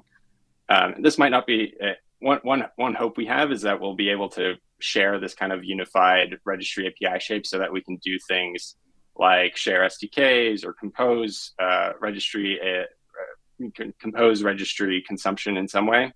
And this probably won't be true of every single registry, but to some degree, it would be nice to standardize these shapes, these API shapes across the industry. So we'd love to get input from folks as to where the gaps might be with what you're managing on your side. And to dig in a little deeper, some specific artifacts that we're hoping to finalize in the coming weeks is these 4 schemas that we're working through. Starting on the left, we have this kind of the read server data schemas. At the top left, you have this base registry open API schema. That's the base that we hope anyone storing MCP server metadata will adopt in some way. And then the community registry itself, it's going to be a subset of that sort of base registry, like you saw on the last slide. Those constraints are mostly around what's conceivable to store as this kind of public service where we think thoughtfully about things like security and spam concerns. But other kind of implementations might have a different take on that, especially if they're, say, private or internal, or they have different kind of surrounding security guarantees. We'd love to help finalizing those open API specs. Then on the right side, where we're talking more about publishing server metadata, we're introducing that concept of a server.json. And what we found as we start to kind of flesh out that shape is that this server.json actually has a whole lot of applications across the MCP ecosystem. It's not, the registry is just one use case. We might use it for things like declaring static sets of tools that you would expect to see returned on some initialization call. You might see the server.json file at like a .well known URI for decentralized discovery purposes. But we're using the registry as a forcing function to start to define what that shape might look like for everyone across the MCP ecosystem. And then, of course, in the bottom right, you have that the community registry will take a subset of that in terms of like what it's actually going to host and store and serve up to consumers of that centralized registry. We'd love for you to take a look at these schemas that we've defined so far, open up issues, open up discussions. We'll eagerly talk through any details or questions you might have. So now I'm going to hand it off to Toby here, who's going to share his screen and walk us through a server publication and client installation demo here. Toby, you want to take it away? Yeah, thank you, Tadas. That was a really great overview. So today I'm going to demo publishing an MCP server to the registry, but I wanted to give a quick overview of the registry as well and show some of what Tadas was just talking about. So the URL for this is github.com/modelcontextprotocol/registry. And like Tadas said, we're building this in the open. There's a lot of pull requests. There's a lot of issues. We have a lot of discussion going on. So we'd encourage everyone to come, check this out, start digging into it a little bit. And I'll show you how you can run it. It's not live and hosted yet because it's not fully complete. Like we said, we want to get a bunch of feedback, but you can run it on your machine. And so that's what I'm going to do today. It's actually Dockerized. And what you want to do to get started is clone the repo, and then build the registry image, and that will just suck in all the source code and everything and build a Docker image. And then you can run it with Docker Compose up. So let's do that. I already built the image, and if we run it with Docker Compose up, let's see. Oh, we're doing a bunch of downloading now, so this is the joy of the live demo. I'm not sure why it reset this before I was going. So we'll wait for Docker to run. While we're doing that, let's take a look at the inside of the registry project. We have a tools publisher.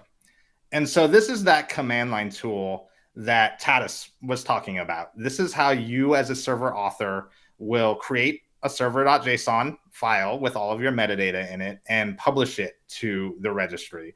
All of this stuff is built in Go.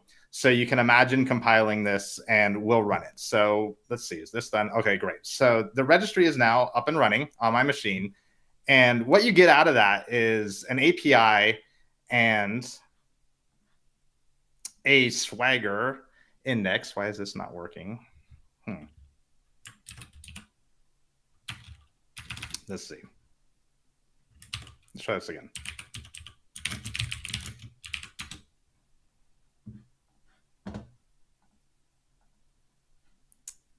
Okay.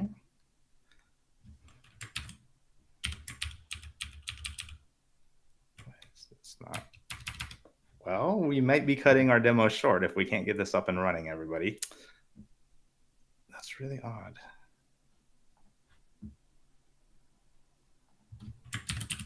Let's see, is the publisher working? Okay, so we'll imagine that the server is up and running. I might have to debug that later. But to demonstrate the command line tool that Tadas was talking about, we just created, it was called MCP Publisher. We'll create a server JSON. I have a sample MCP server that I'm going to make and try to publish to the server. And so you'll see that this is the repository name, and we're going to use GitHub for the authentication here. And we add this. If you have a GitHub account, you get this sort of magic domain name that we're going to use for authentication. So you'll say io.github.your username, and then the repository, a description for the MCP server, a repo URL, the version you're publishing, and then this is key, the execute command that the MCP hosts are going to use to run this MCP server. So I've published this one to npm. And so to run it, you do npx mirror the name of the package and then latest. And if you look, it created this server JSON that looks very similar to a lot of the stuff that Tadas was just demoing, right? Like we've got all this information, and we have the information that the MCP hosts are going to require to install and run this MCP server. So positional arguments, if there was environment variables, they would be in here too. If it was a remote MCP server, you would have the remote URL. And then to publish it, and I don't think this is going to work since our server is not running, but you would do a publish. Yeah, it's not running. So unfortunately, we had some kind of issues here. And so I'll have to cut it a little short, but let's go through. I encourage everyone to go through this, open issues. We'll get it working very soon. I'll try to find out what's going wrong with this thing. Live demo gods were not in my favor today, but I think Tadas, if you want to wrap it up, I think you can do that. Yeah, if I could bring it back to my screen. Like we've been saying, please help us bring this to life. We're very open to collaborators and contributors. The contribution process is very straightforward. If you're keen to have a look and pick off an issue or two, the steps you should take is, number one, just start by reading through the registry docs. So like Toby was just showing, it's just a folder inside that top level repository that he was just demoing. There's not very many. It should take you like 30 minutes to basically go through end to end, and you'll be fully up to speed with where we are and how we're thinking about things. So after you've read through that, review the issues, particularly look at the ones labeled with go live blocker tag. Those are the ones we're trying to push out the door as soon as possible, and definitely are nowhere near fully assigned. So we'd love more help in the open source community. So when you find something you like, discuss it with us on that issue. We'll assign it to you, and then you're free to start opening up a pull request to address it. And so thank you, everybody. You can, if you're watching on your computer, take a screenshot of this for all the links, so you have them. All this work, like we've been pitching, is happening in public. Check out that repository. Check out those docs. Check out those issues. Again, I'm from Pulse MCP. We write this in-depth weekly newsletter. I spend a huge portion of my time on it every week. So we'd love to spread the good word about what's going on in the MCP community every week. Everyone should subscribe to that because it's a super great newsletter. It's how I get all of my MCP news. Thanks, Toby. And similarly, Toby and his team's GitHub MCP server is awesome. I've been using it. It's probably the best well-designed MCP server out there. So you can learn a lot just by playing with it, trying out its different tool sets, and seeing what it can do for you and how you might design a similar MCP server for whatever your favorite services are. We're happy to take questions if we have some time, but otherwise, thank you everybody for tuning in. Thanks so much, Toby and Tadas. It's amazing to hear how you guys are coming together and the community is coming together to build the registry out in the open on GitHub. We do have a couple questions from the audience here, and so we'll go ahead and kick it off with this one.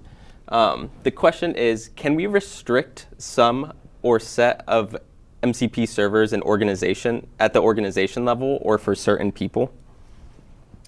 Yeah, so as Tadas said, this is the upstream server, right? So everyone's publishing to this. It's kind of a canonical list of MCP servers.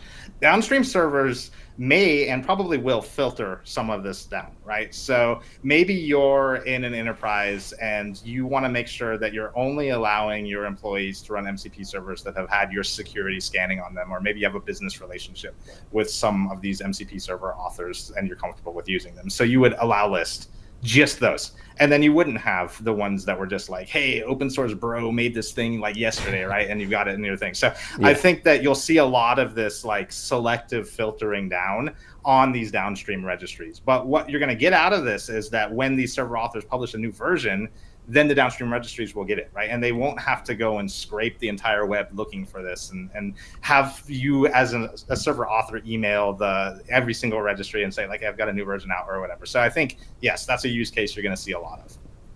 Awesome. Thank you so much. We have more questions around auth in particular. So first being, how does auth work for GitHub? So the GitHub auth right now, we're using OAuth flow. There's going to be multiple mechanisms to verify the authorship and ownership of an MCP server. To get started, because most of these things are GitHub repos, the server itself, the registry itself, is a GitHub app, and that command line tool that I demoed will use the GitHub OAuth flow. So that's why when I was showing that server.json and I had the io.github.com.toby/server name, it'll say, okay, this is a GitHub account. I'm going to use the GitHub OAuth flow. It'll send you in. I'll have to do the pin and stuff to verify that I want to publish this. It will say like, okay, Toby is actually this person on GitHub and this repo actually belongs to him. We can publish it and verify the identity there.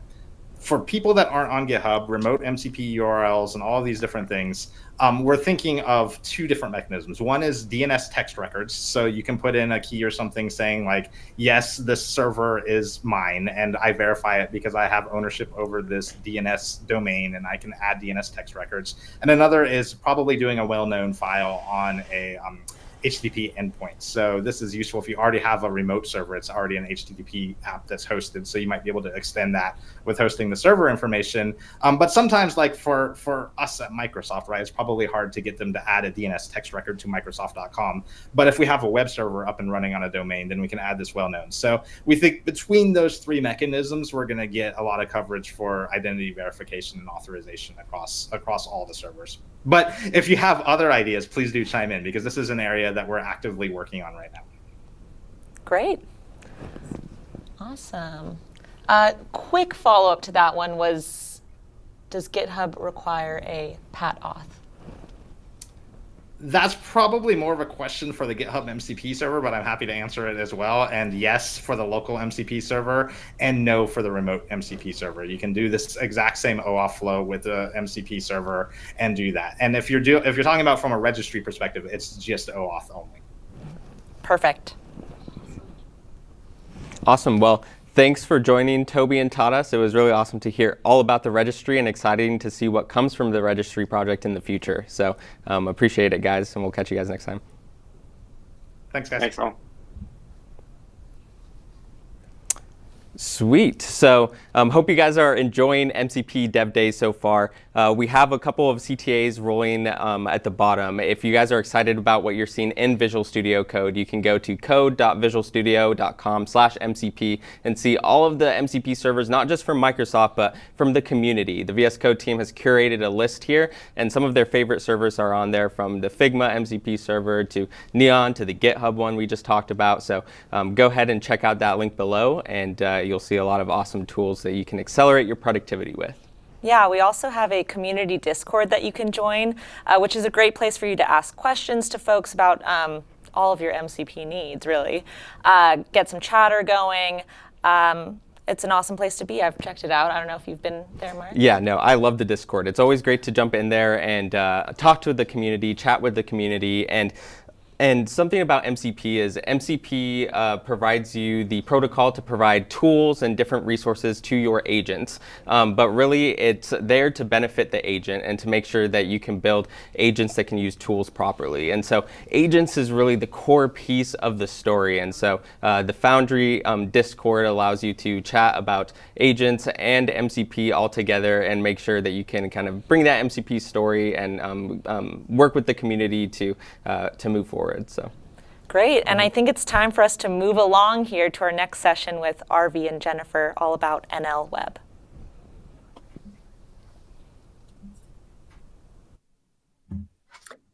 Hi, my name is Jennifer Marsman, and I'm a principal engineer in the Office of the CTO at Microsoft. And today I am super excited to be here with Guha, the founder of NL Web. So Guha has had a long career. He had over 20 years at Google. He's had time at OpenAI, and now he's here at Microsoft. The one constant between all of his work throughout his career has been a passion for open web standards. Guha is the founder of RSS, of RDF, schema.org, and a lot of other open web standards that you're probably familiar with. So I'm really excited to be able to do a fireside chat with him today and learn a little bit more about NL Web. So Guha, what is NL Web?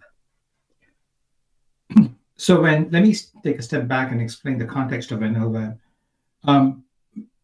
The idea of being able to just converse with your applications has been around for a very, very long time. In fact, it's what underlies the Turing test.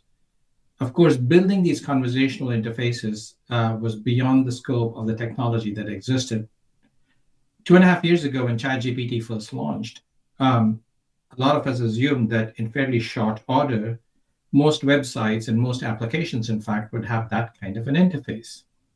Unfortunately, it's still the case that there's probably 3 or 4 places on the web when you could do that, and that's about it. ChatGPT, Copilot, Gemini, Anthropic, and a few others. So what we set out to do was, what we realized was that just building these conversational interfaces on top of the completion API is just too difficult. So leveraging a bunch of other work that has happened around the world of schema.org and RSS and so on, we've built what you could think of as a toolkit, which makes it incredibly easy to build high fidelity interfaces. You know what? Let me actually show it to you. Let me show you my screen. So imagine you go to, CDC's is a website. It's one of our partners. Imagine you want to go there and you want to do, this is an actual real the system that is running. So give me recipes for spicy, crunchy snacks that I can serve as an appetizer at a party, right? And then what this does is it actually gives you search results, and each of these is guaranteed to be a search recipe on their site. Now, it's much more than just better search. It is really conversational. This is for a Diwali party. It understands what Diwali means, and that it's gives you, cauliflower pakodas and chaat and things like that. And as I go down looking at this thing, I realize that there are some items over here which I might not want to have, which have meat-based and things like that. And so I can say things like, I am a vegetarian.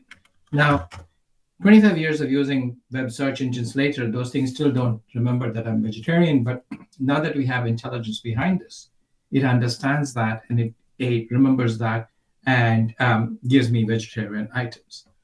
We, of course, realize that a lot of websites have sponsored links and other things. Their UI is tied to their business model. So here is another partner, Backcountry. You can do things like ask questions like jackets for hiking in Yosemite in December.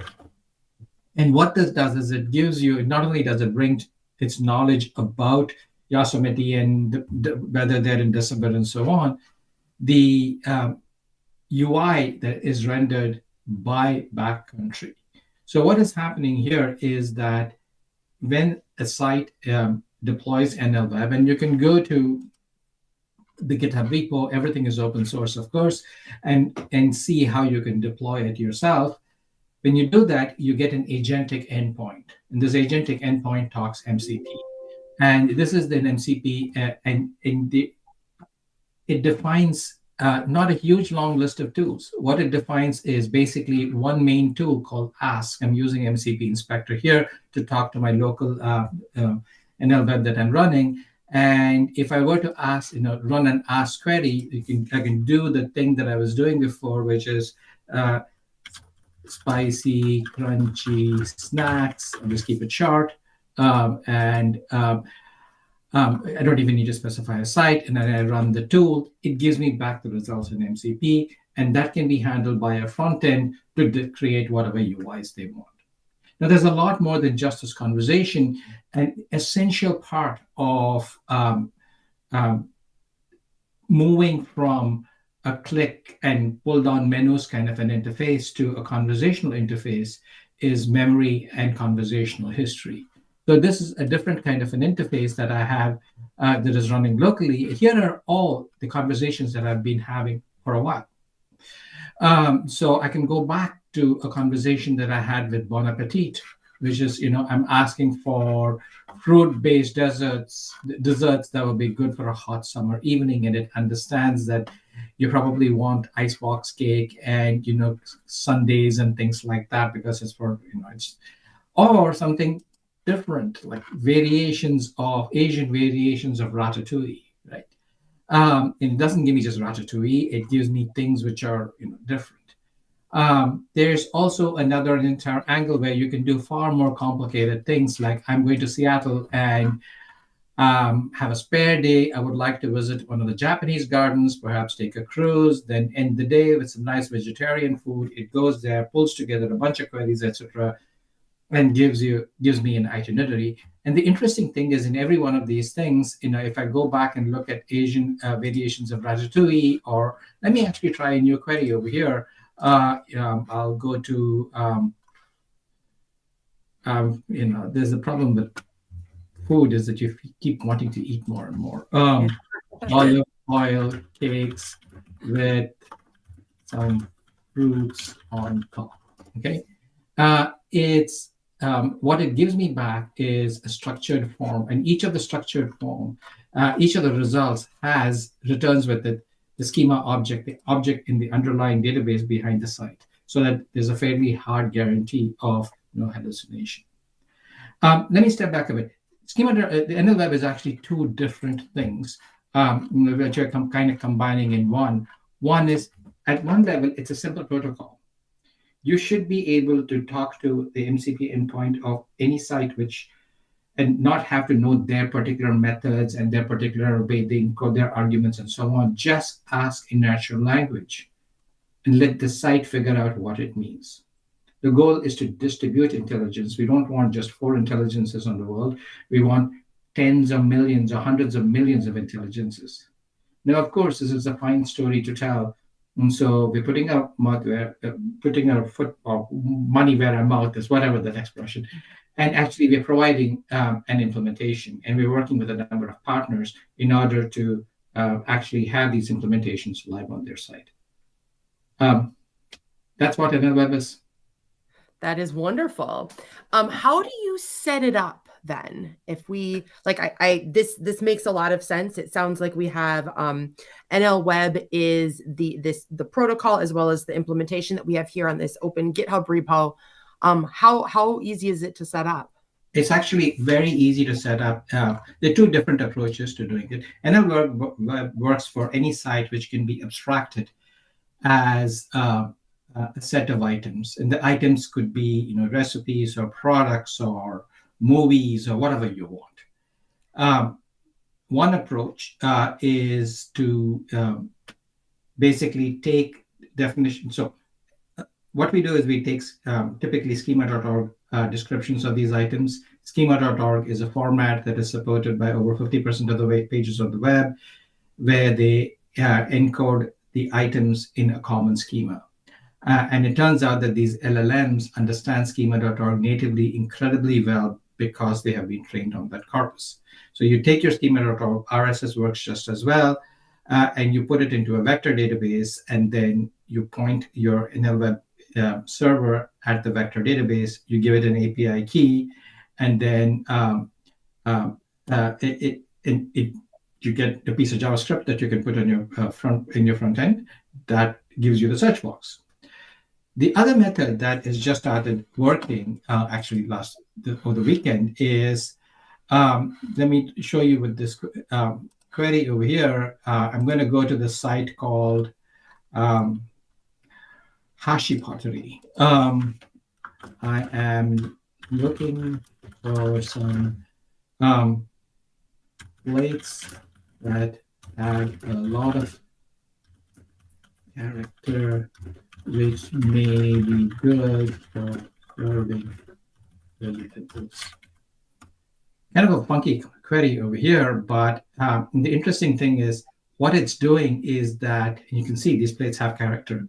It's using the MCP search endpoint that Shopify provides, and then essentially creating this layer of middleware on top of that, which is not only does this quality of searches, but also has conversation history and memory, all of those things. So one approach is just expose an MCP endpoint for basic search for your site, and then just builds on top of that. Or the other is something that many of our other partners are doing is take your database and put it into a vector. Take your database of items, put it into a vector database, and expose it to NLWeb. Got it. All right. So as we think about how NLWeb, so this is an amazing query, by the way. These plates look incredible. And it's really cool that we're kind of leveraging all of Shopify as well. So that's amazing. So as we think about, as it is MCP Day here, as we think about how NLWeb relates to MCP, how would you define that? That's an excellent question. So I'll describe that again with analogy to the web. The web has essentially two distinct formats protocols. One is HTTP, the other is HTML. Now, HTTP can be used to transmit pretty much anything. And in fact, every year there is some new object format that comes out. They use HTTP. HTML can similarly go over pretty much any format. I can send it to you via email. I can send it to you, put it up on an FTP server, whatever. But the combination of the two, HTTP and HTML, is what makes it so incredibly powerful. MCP is like HTTP. NLWeb tries to be like HTML, which is it tells you, sets expectations, very hard expectations. You go look at this. This is a particular format in which things come back, and a UI component or anything else processing it can expect to get these things. It knows can know how to process it. You can build layers on top of that. Does that answer your question?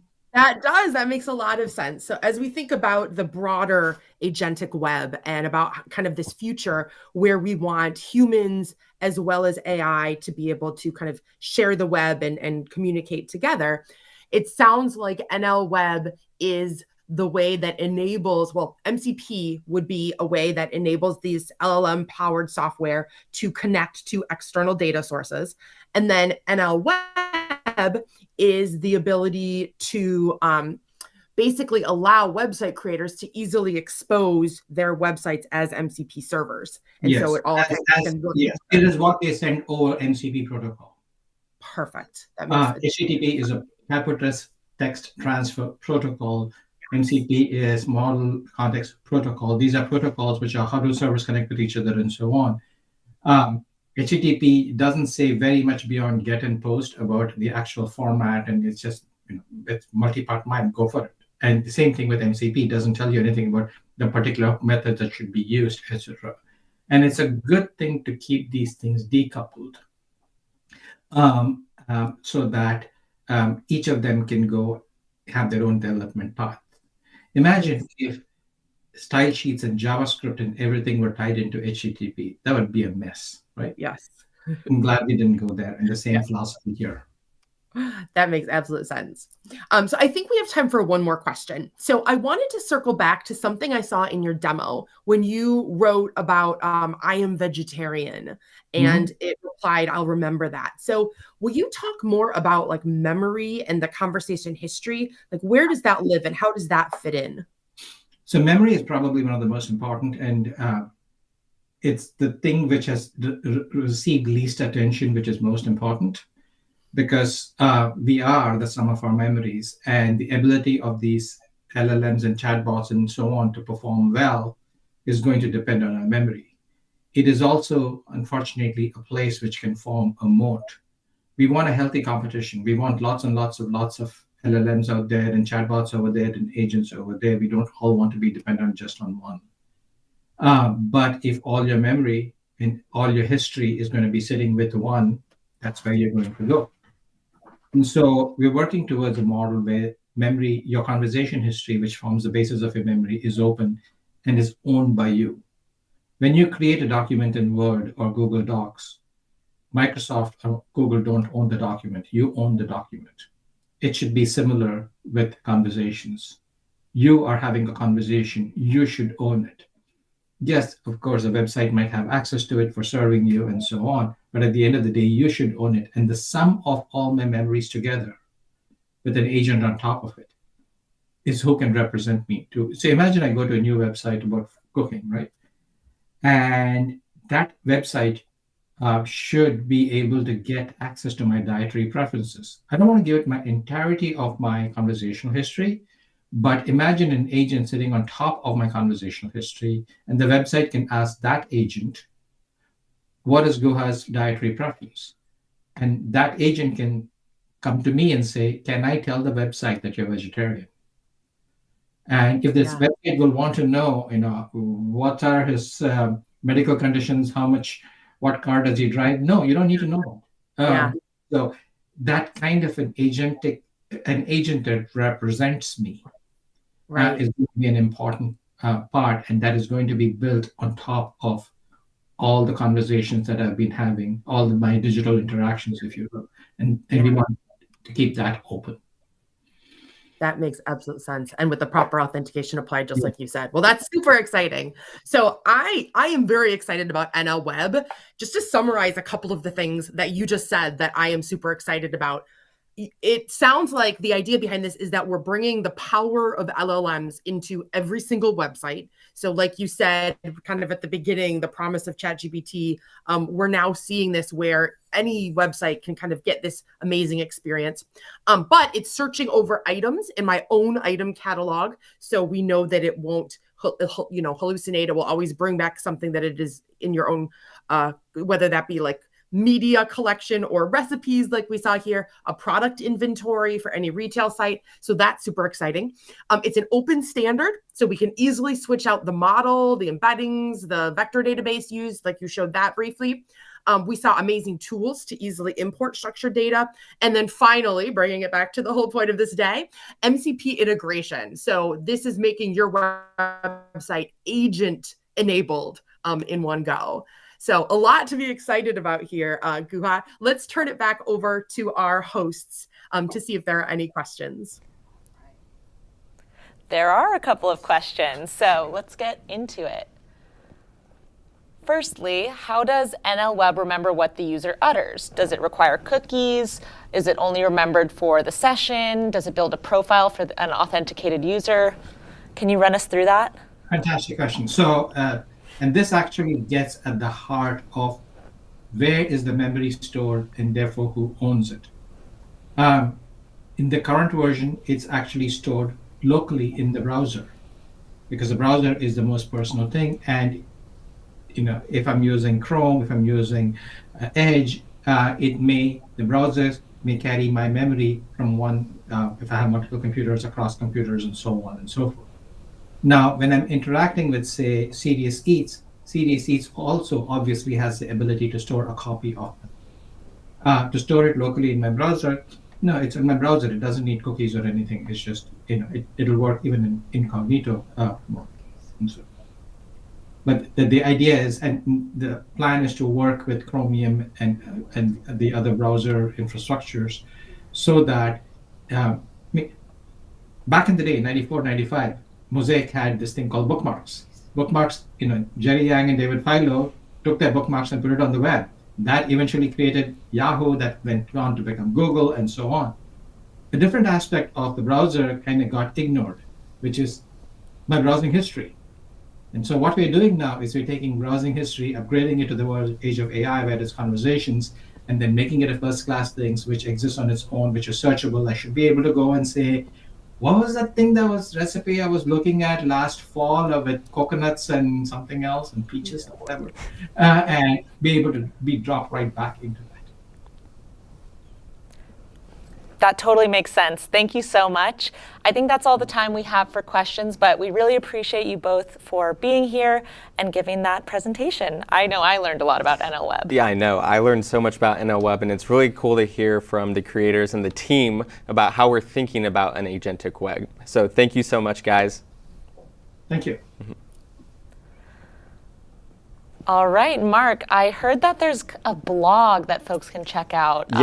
Yeah, no, 100%. So if you look at the bottom, there's a bunch of rotating CTAs. There's one, aka.ms/Foundry Agents blog, but it'll talk to you all about, or it'll tell you all about Azure AI Agent Service and how you can plug MCP into the agents that you create with Azure AI Foundry. So if you're interested in building agents, especially MCP-enabled agents, check out that blog. Awesome. All right, well, I know we have a super exciting session next coming live from the studio. It's actually from Kent C. Dodds. So let's turn it over to him to talk about the future of user interactions. Hey everybody, my name is Kent C. Dodds. I am a full-time independent educator, and I teach people how to build excellent user experiences. And the future of user interaction is in MCP, and so that's why I'm here at Microsoft to talk with you all about this at MCP Day. So thank you so much for having me. I want to talk with you about how the future of user interaction is changing and what our role as software developers will be in that eventual future. Now, if we were here together, I would invite you to please stand up and get your body moving, because blood flow is good for the brain, and we've been learning so much over the course of this event. Unfortunately, that's kind of awkward to do in this room by myself, so I'm not going to do that. But if you haven't moved around a little bit, just do like a little stretching and get blood flowing in your brain, because it's important for you. All right, so let's talk about Jarvis. And on my title slide, I said this is making it so Jarvis can do stuff. Jarvis is just a rather very intelligent system. This was in the Iron Man movies, or in the Iron Man comic. So Tony Stark is a really, really smart engineer.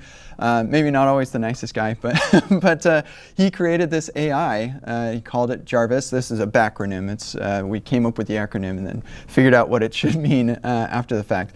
But the basic idea is that Jarvis can do everything. He's a personal assistant, combat assistant, system control, emergency response, engineer support, research and analysis, even companionship. Jarvis is everything to Tony Stark. And if you've ever watched any of the Iron Man movies, you know that without Jarvis, Tony would not be as efficient. And so I always thought, wow, it sure would be pretty cool if I had my own Jarvis.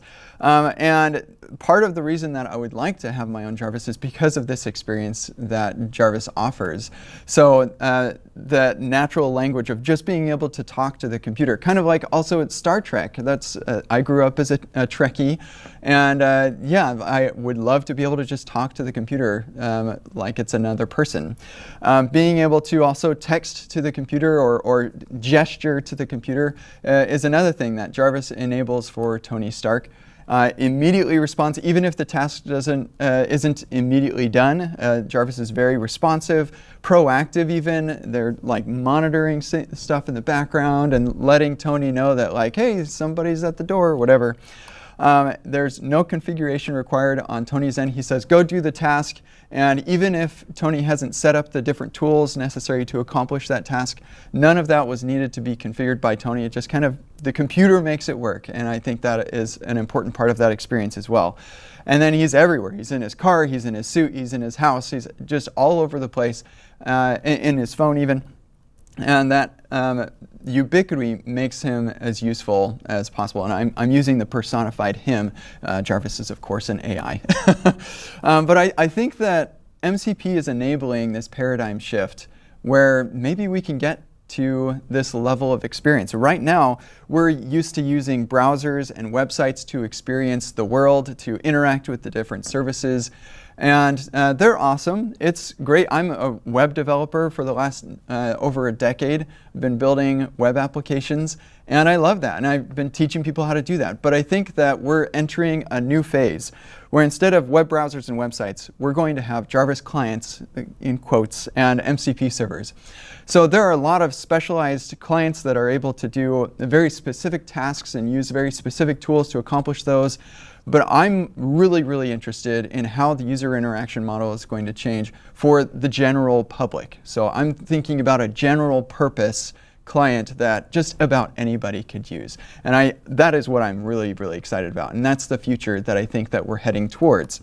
So let's just ask a thought experiment a little bit. I want us to take a step back from some of the demos and things that we've seen so far today and think about the holistic picture here.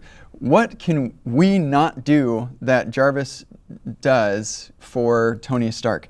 And my argument would be that there's not really anything that Jarvis does for Tony Stark that we don't have the technology for, with the exception of maybe accessing SHIELD and FBI and CIA data sets, but not for technical reasons, more for legal ones. But also the holographic stuff. I think we're not quite there yet without some sort of device that we wear on our heads. But for most intents and purposes, we can do all the stuff that Jarvis does for Tony Stark. So why don't we each have our own Jarvis? This is a puzzling question, and what's interesting is we actually have tried. We've been trying for a long time to have a Jarvis-like experience with a whole bunch of different assistants. And the problem with all of these that we've been trying for over a decade now on all of these is the integrations. Integrating between all the different services. For like really complex or really common tasks, yeah, sure, there's an integration built for my calendar with my email and all of these different pieces. And so they're like hand-built integrations for these. But what about like if I want to schedule an appointment with my dentist, or if I want to reserve the pavilion at the park for my kid's birthday? Maybe my municipality has a website to do that, but there's not an integration with these different assistants. It's just too much. The team over at Google has to go and talk to the team over at my municipality, and they're not going to talk to every city in the country or the world to make it so that people can reserve their pavilions for birthday parties.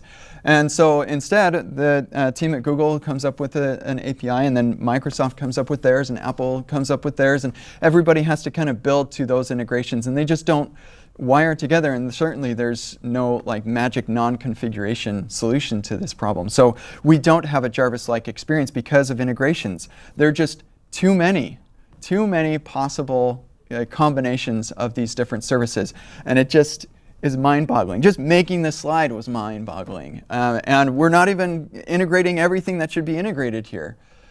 What I want is a robot that just naturally integrates all of this stuff, where the teams over at one company don't need to talk to the teams over at the other. They can integrate seamlessly because they're built on a standard called Model Context Protocol, MCP. Having a standard that standardizes the communication between all of these is what is going to unlock this Jarvis future that I'm really, really excited about. So let's talk a little bit about the history and the architecture of MCP.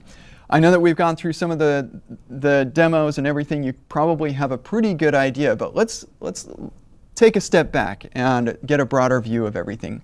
So several years ago, our minds were blown because we got this application. And this application, for most of us, our first experience with this was ChatGPT. It wraps an LLM and makes that LLM available to everybody. And this just blew our minds because we could ask questions and it would respond. And maybe that response was not right, like the answer could have been wrong, but it got better and it continues to get better. And this is just Super cool. And what's interesting is we've had LLMs for a really long time, and they've been used in production environments for a long time. What made this really cool and what made it really take off was that the regular person, a non-technical person, could use it and get value out of it. And this is what blew our minds and what really got things going several years ago, was now we can actually talk with an LLM in a really easy way where we don't have to set up our own cluster or anything like that. The problem was it couldn't actually do anything for us. So we could ask it questions, but it had to rely on its training data. And so there's the knowledge cutoff and everything. So you could take some context and dump it in the form of text in the chat and then ask it questions about that. But once it gave you the answer, you had to take that and put it in the email that you were trying to send or whatever. There's like those pieces of getting things in and getting things out were just not great. And so we get into this next phase where we're like, okay, what if we add some tools to the host application? We have the host application and the LLM are chatting, and they're like, hey, listen, I have these tools that you have available. Just let me know if you want me to call these tools, and then I can go get extra context for you. I can perform changes for you, whatever, in the outside world. This is our now we can do stuff phase. And this is really cool. Now I can integrate with my calendar and my email, and I can, in GitHub and everything. And it was really awesome. But the problem is it can't do enough. And why can't it do enough? Well, it's the same problem that we've always had. This is another integration problem. So whatever host application we're talking about needs to have some integration with all of these tools. You have VS Code needs to have its integration with these tools, and ChatGPT and Gemini, and all of these are going to have their own integrations. And in fact, ChatGPT had their concept of plugins, and that was a really cool thing. Even, in fact, my sister built her own ChatGPT plugin for her company. She's relatively technical user, but certainly not a developer, and was able to do a lot of really awesome things. But it only worked in the context of ChatGPT, and there were a lot of limitations there. And so for this reason, as cool as tools are, and they are, we are still limited. We had a ceiling because the integrations were holding us back. And so now we get into this phase 3 with MCP. And now with MCP, it can do anything because we don't have the integration problem. Each person can build their own MCP server, and that will integrate with any other MCP client, and or any host application that creates MCP clients, if we want to be technical about it. This is really exciting because what this means is it's basically a new web, where you make a web browser, and that can talk to any website. As long as you're following the standard, anybody can build a website, and it can integrate with the web browser. Well, we're having the same experience here with MCP, and that's what's gotten me so excited about MCP. Let's expand this a little bit. Yeah, clients aren't ready quite yet. They're getting better all the time. VS Code is leading the charge on being the most supportive of all of the MCP features. Really, really exciting. So let's expand this architecture a little bit. You've got the host application creating these clients that integrate with or talk to the MCP servers over a standard message protocol. And because that message protocol is standard, now the service provider can handle all of the integration with all of the tools. So that means Slack can have its own integration. Or I guess I'm here at Microsoft. Microsoft Teams also can have its own integration. And in fact, even the platform itself, Microsoft Windows, your computer can have it manage its own integration. And so each of these teams don't need to communicate with the team that is building the client. That's what makes MCP so powerful and why I'm so excited about it. I want to give you a quick little demo of what this looks like from a practical, non-technical user standpoint. We've seen some demos in VS Code, and that's really exciting. But if you're building software for a non-technical audience, or even a technical audience, but an audience that wants to have a better user experience interacting with your service, this is going to be really important for you. So this is Claude running on my desktop, and I've got some tools installed that's going to enable it to answer this query. So I'm asking it to write a journal entry in Epic Me. This is a service that I built for managing journal entries for me at KenzieDodds.com about my trip with my son. Get my weather and location conditions. and make up a creative story with relevant tags. Normally, if you're going to write a journal entry, you're going to write it yourself, but we'll have the LLM make up something for us. And so Claude says, oh, well, you need to write a journal entry for Epic Me, so let me go into Epic Me and make sure that we authenticate you to that service. There's this authenticate tool that we're going to use. And so, yep, it's going to authenticate the correct email address, and the tool responds that the user was sent an email. And the LLM takes that response as context to generate its next thing. And so in the future, I don't know that the user is actually necessarily going to care to look into the details of what the MCP server is doing in that communication with the LLM and the host application. The host application will just do the thing, and it'll come back with the content that's relevant for it. And what's cool about that, too, is that I could be speaking in Japanese, and the MCP server is written in English, and the LLM is going to do that translation for me, too. So it makes it more accessible in that way as well. So yeah, you were sent an email with a validation token, so go grab that. And so I open up my email, I grab the validation token, bring it back over, and it can validate who I am. And I say, yep, this is my token, and now it knows I'm validated, and it knows that I can create journal entries. Now it's trying to get my location and my weather so it can write the journal entry. And so it's actually now used 3 servers at this point. So the Locationator is a server that I have running locally on my machine that tells my current location. Because you can't do that on a remote server, so there are still really relevant local servers that matter a lot. And then it uses a remote server for getting the weather for that latitude and longitude in Fahrenheit. And then it can use that to generate this entry. And one of the things that I really love about MCP is that we're now using 3 different servers, and none of the 3 servers know about each other. But the client here is stitching them together agentically. It's just able to say, okay, well, based on the user's query, I need to talk to this server, and then this server, and then this server. And we'll use all of the context that those create for me to even perform mutations in the world and then complete the user's task.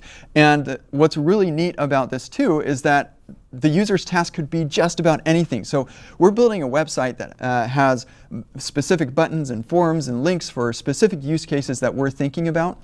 MCP enables our users to have any number of use cases and get those use cases handled and resolved. And that is really, really exciting from the perspective of somebody who's really into the user experience and user interaction.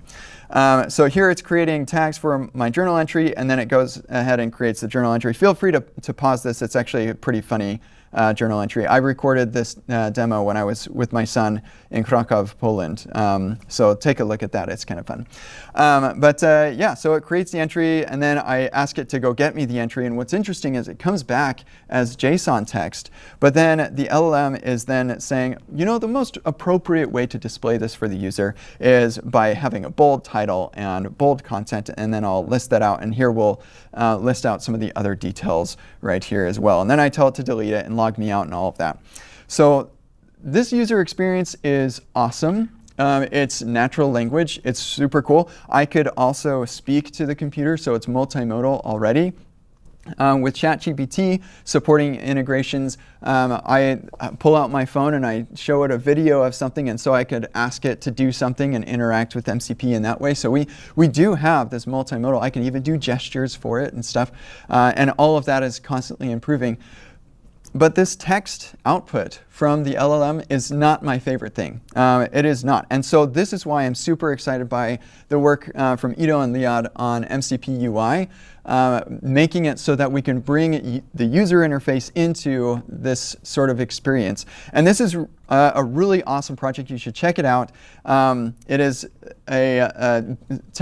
for those of you who are familiar with MCP, this is a resource like sub-specification for MCP UI. And VS Code actually has been working on this. And this is super cool. This is a demo by Ido where it actually is able to render out some UI for like being able to buy something from an e-commerce store, and like having this carousel where you can actually interact with it. You have a buy now button and add it to the cart and all of that. So we can give our users a much better user experience than just the text that we're used to with our LLMs. This is the future of user interaction right here.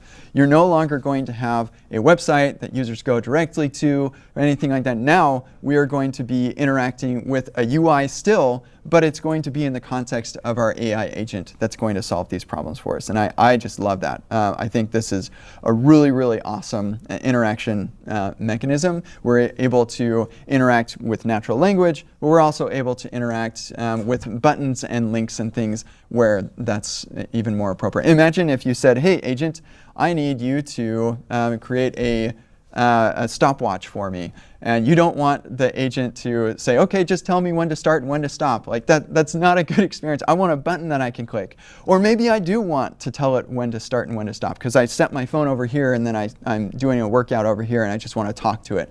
That's the beauty of this, is that you could do both. And that is something that MCP enables. This is why I got so excited about MCP, and now that's all that I'm teaching right now is MCP on Epic AI Pro.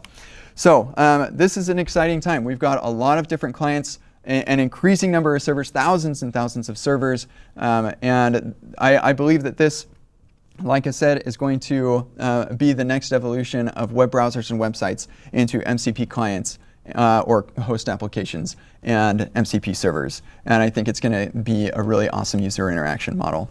So the future is a robot that connects all the various services of the world to us at our fingertips. And I think it's going to be a fabulous, it already is a fabulous experience. It's going to only get so much better. There's a lot of work that we still need to do to get there. But I'm doing my best to help people learn how to build the quality servers, and hopefully we get even more quality clients. So a couple of resources for you. The MCP spec is actually a pretty readable spec.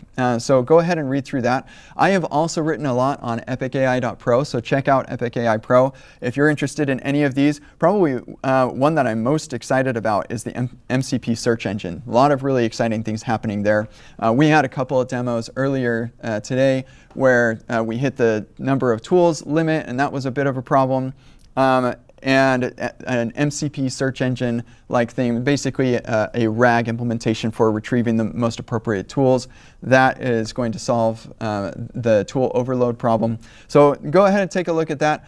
I just want to also invite you to come to my workshops. The last thing that I want to say is you all are great. Thank you so much for having me. I'm excited to be a part of this.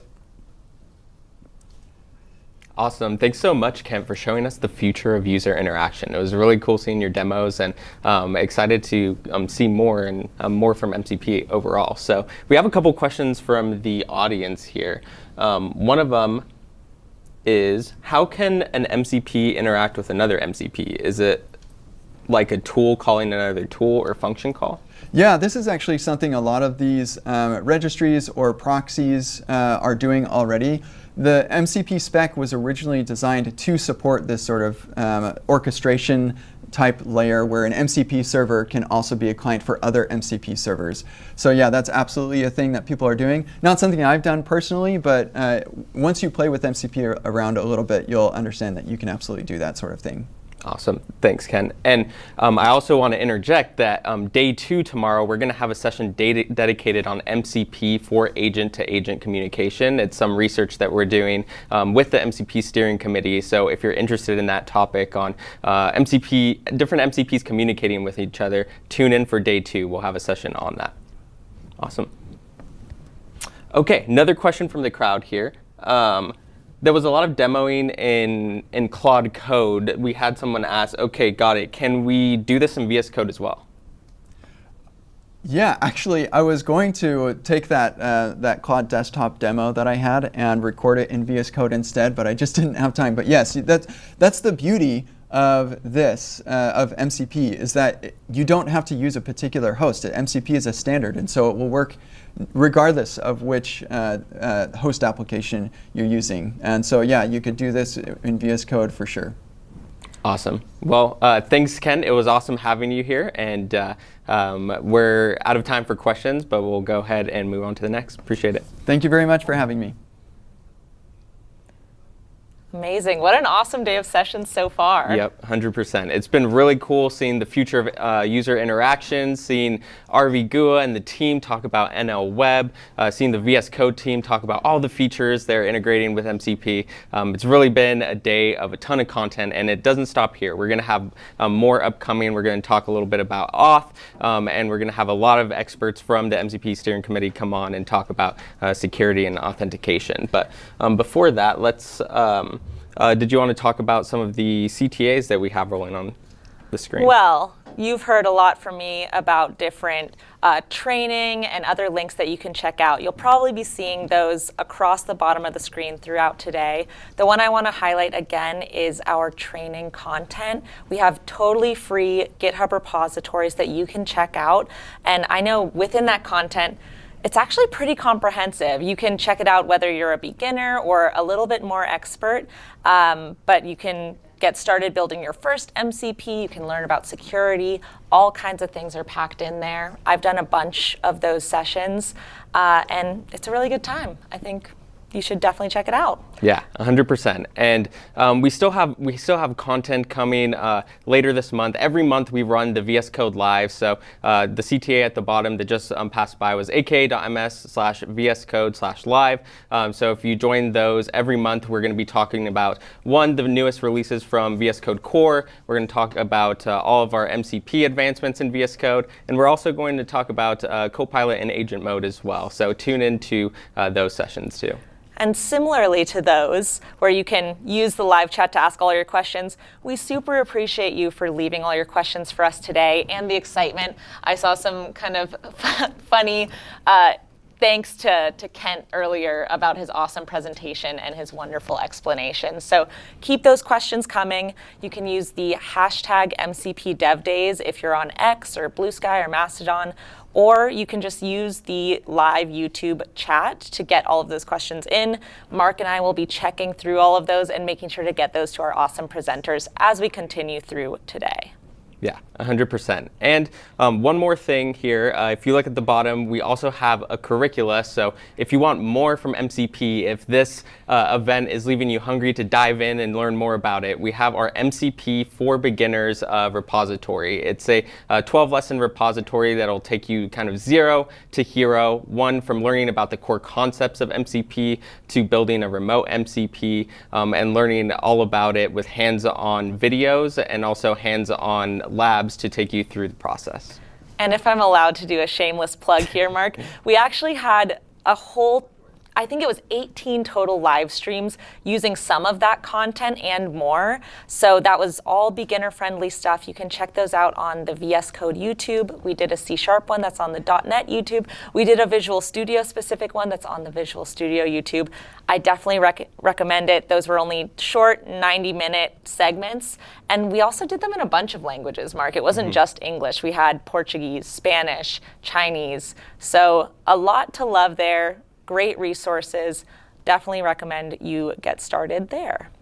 Awesome. So we're going to go ahead and move on to the next session here. We bring Den, Aaron, and Darren. They're going to talk all about auth and MCP and security. So let's go ahead and kick it over to them and learn about how to secure your MCP servers. Perfect. Hello, folks. I'm Dan Delamarsky, and we are bringing you some amazing guests today to talk about MCP, auth, and security. And we have Aaron, Darren. Aaron, why don't you kick us off and maybe tell us what are you doing? And then we'll hand it off to Darren. Great. Yeah. Hi. Aaron Parecki, Director of Identity Standards at Okta. Excited to be here today. Thanks for arranging this. Been working on a lot of the OAuth bits of MCPs. So I was a part of the whole push to formalize the separation between the authorization server and the MCP server in the MCP spec. I'm really excited we got that published last month, and working on a couple of fun new things to help use MCP more safely in enterprise contexts as well. So happy to get into some of that in a bit. Introduce myself. I'm Darren McAdams, Senior Principal Engineer at AWS. And similarly, been working on Model Context Protocol, both getting it to where it is on the authorization side, and also figuring out what's next on the authentication authorization side for MCP. And there's definitely a lot. Why don't we kick us off with the most important question here is, why is auth important for MCP? why can't we just have MCPs without auth? I mean, it's a lot of these are obviously trying to access someone's data, right? Like that's kind of what it all comes down to, is that these, if you can have a public MCP server, sure, right, of like a weather API or whatever, right? Like something where it's just some data. But as soon as you want to access someone's data or data that is restricted in some way, you need to gate that somehow and have a login flow, right? Yeah. And it's not just about people, right? Like Darren, you've been working on some of the more like agent to agent or like MCP server to MCP server. There's autonomous scenarios too. Yeah, definitely. The first place MCP has started that we've often used it was the interactive from the VS Codes, from the clouds. But as people are getting experience with it, very much so. Like, what if I don't want to be there? What if I want an agent just to act on its own all the time? Yeah. Right. So Aaron alluded to the fact that some time ago, there was this first version of the MCP spec. And when we say some time ago, it's just months. Yeah. Right? It was the AI era, am I right?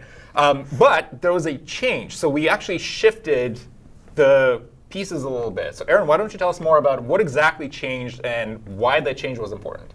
Yeah, so in the first time I actually started even paying attention to MCP was in March, and that was when the update for remote MCP had just launched. And in that update, there was the idea that the MCP server would provide an endpoint that the client could use to have users log in and authorize the client. And I was very excited that the rest of the protocol referenced modern OAuth practices, OAuth 2.1, and recommended a lot of the modern, up-to-date OAuth security best practices. But the requiring that the MCP server itself hosted that endpoint really limits the deployment options for how you can actually roll this out, and has some negative side effects in terms of how it could actually be adopted in practice. So the main change there was to support how OAuth is really meant to be used, where there's the concept of the authorization server is not necessarily the same server itself as the server that hosts the data. And it was very intentionally designed that way in the OAuth protocol to enable the option to have the authorization server be a separate physical server from the resource server, the MCP server. So this was really just formalizing that in the MCP spec to give that option. So of course you can still put your OAuth server on your MCP server if you want to, and there are sometimes good reasons for that. But now you also have the option to use a dedicated standalone OAuth server, whether that's an open source one or a service that you're using or something you already have deployed for other non-MCP reasons, and now you can use that along with your MCP server. And Darren, how is the auth different? Folks are building APIs, and they've been building APIs for some time. How is it different than, say, if somebody's building a GraphQL endpoint or a gRPC endpoint? Like, why do they need to care about different style of auth for MCP servers? Yeah, this is one of the more interesting things about MCP, and it took me a moment to get this as well, and credit to the folks who started the whole spec for explaining this. A lot of protocols in the past, REST, other things, you just plug in your favorite authentication authorization method, whatever that is, mutual TLS, OAuth, whatever. But MCP was very opinionated. It said, this is the way. And there was a lot of, especially from the technical community, but a lot of poking at that. Like, why isn't it flexible? Why is it that way? And one of the things that I eventually realized and came to respect as well is that MCP's goal wasn't just a protocol. MCP is really aimed at shipping sort of an ecosystem, an experience, an environment where a small, number of well-known clients, the VS Codes, the clouds, there's going to be, a bunch of these clients can easily connect to any MCP server just as easily as you might log into a web page or install an app on your phone. There's no copying, there's no setting up certs, there's no thinking about secrets. Like you click, you maybe sign in, and you're done. And what this speaks to is, I think really the vision that MCP had in bringing this experience to just a huge, broad audience who wouldn't know how to configure certs or anything like that. This point and click, plug and play kind of thing is really what they were going after, and is why the spec is so opinionated on how authentication happens. Yeah, because we know if there's no opinion, people are going to do all sorts of things. We've seen people copy paste API keys and tokens, and that's just not going to fly, especially for production scenarios, right? Yeah, and some of the early adopters, just what resonated was hearing some of the stories of people deploying this in their companies. And they did start out scrappy at the beginning of copy and paste your client ID, your client secret, and maybe the engineers would get it, and then Yeah. The rest of the company is like, I don't know what this is. And adoption just stalled, and they had to get the point and click experience, and then adoption took off again. Right. And so folks that are looking at this might have heard of OAuth. They might have heard of OAuth 2.0. But the important thing, and something that we know from the spec, is that the MCP specification snaps to OAuth 2.1. Aaron, tell us more. Like, why 2.1? What's so different about it?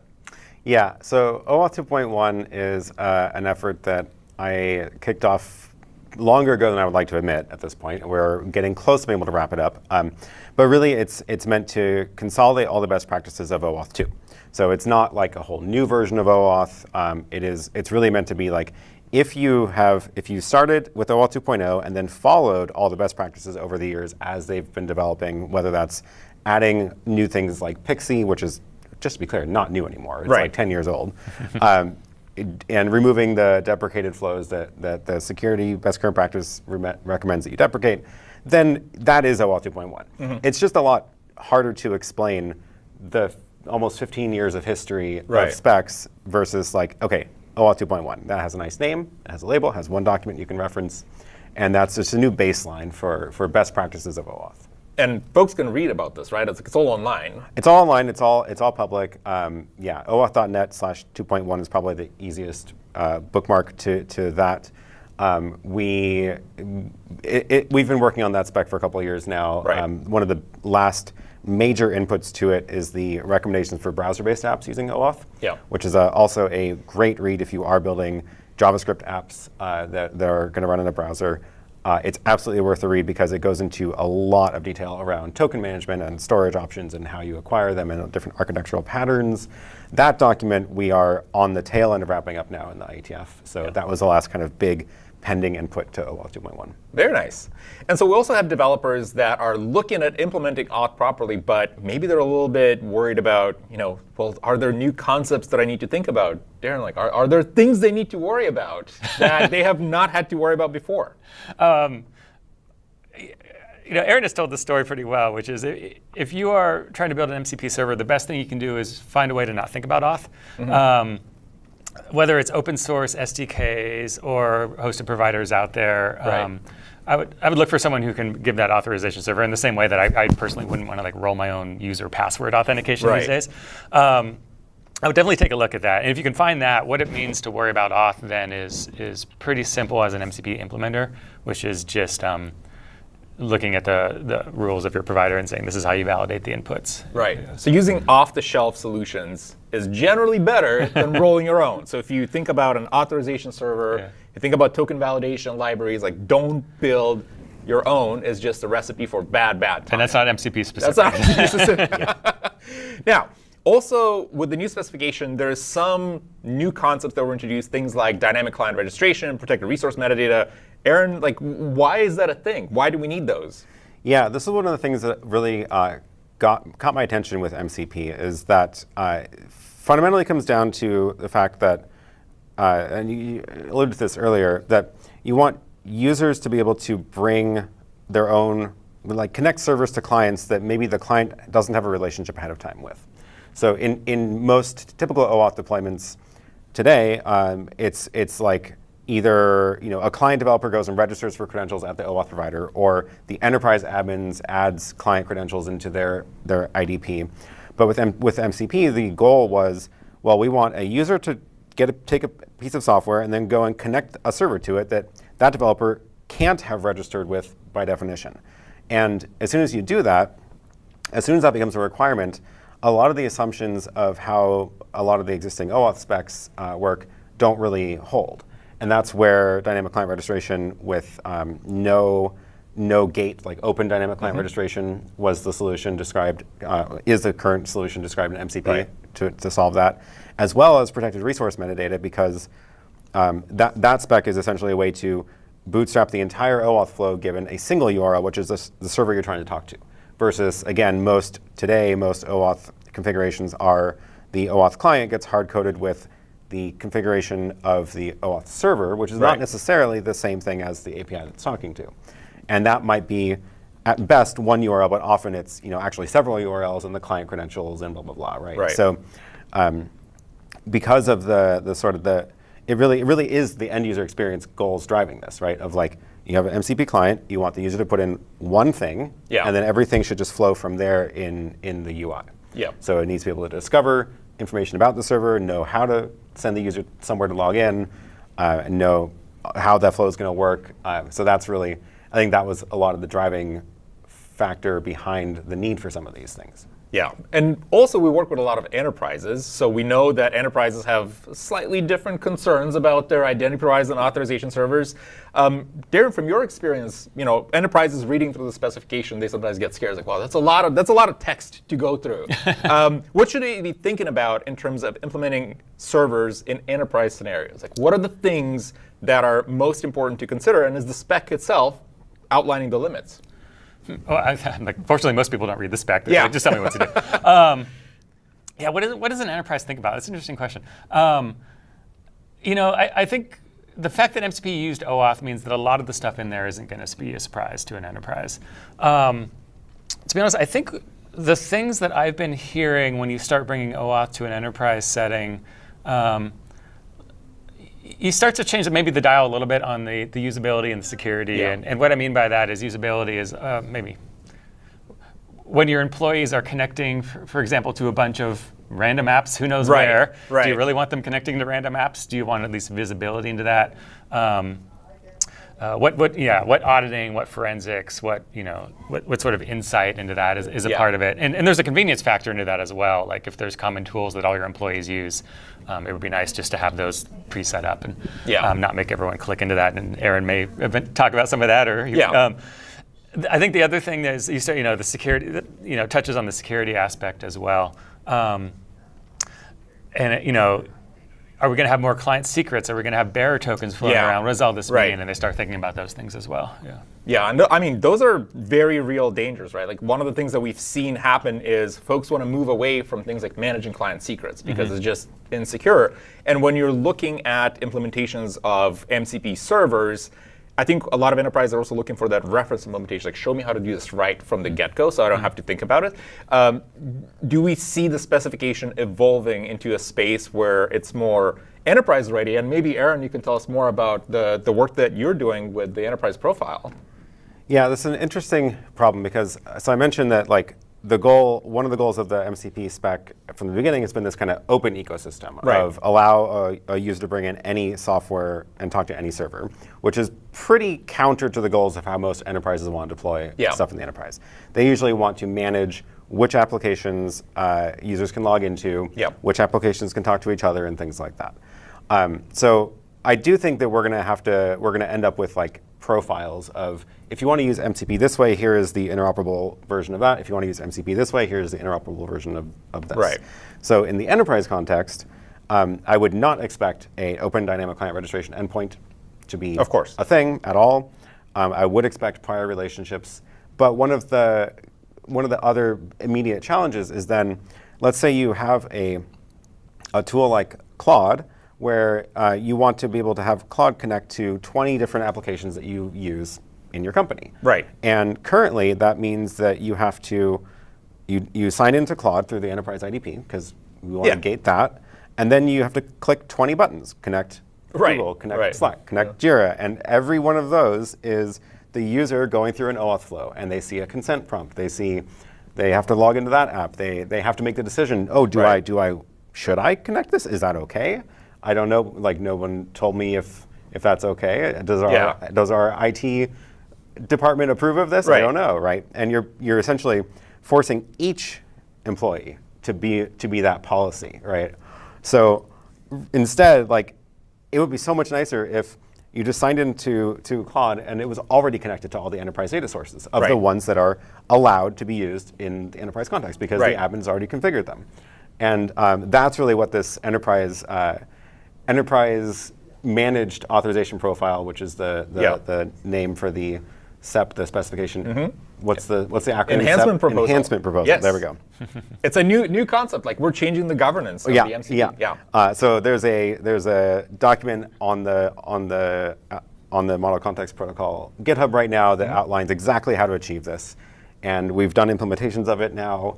Actually, just did a demo of it last week, showing how it works. And I think that's really going to be the future of how you can give the you can safely bring in all these AI tools into the enterprise context because it means that they can all be managed by the admins of the organizations. Right.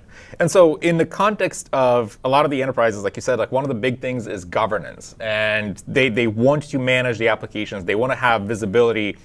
What can they do today to bring that visibility to the forefront? And maybe Darren, like in your experience, if we look at the deployed MCP servers, what can developers do to make sure that they are ready to be, I want to say like inspected. I don't know if it's the right word, basically, but you know you have an IT department that cares deeply about making sure that the MCP servers are not doing things they shouldn't be doing. How should an enterprise be thinking about that? Like, what should they instrument their servers with? How should they be thinking about this, maybe client credentials or storage or anything like that? What are the security best practices they should think about? That's interesting. Ready to be inspected. Yeah, I know. For inspection. We ask a lot of like enterprises, like, what are you most worried about? I was like, the proliferation of MCP servers. There's just so many of them, and I have no idea. You give them credentials, right? And credentials in an enterprise context are a pretty dangerous thing to just hand off to some unknown party, right? Like, what should they do to maybe safeguard a little bit? Yeah, it's a great question. I think people are very much in an experimentation phase, trying to figure out a lot of this. And so, you know, there's a lot of the phase where people are just building MCP clients and servers that are just doing nothing more than the employee could do anyway. Right. It just makes it easier to do. And I think those are a little bit less scary.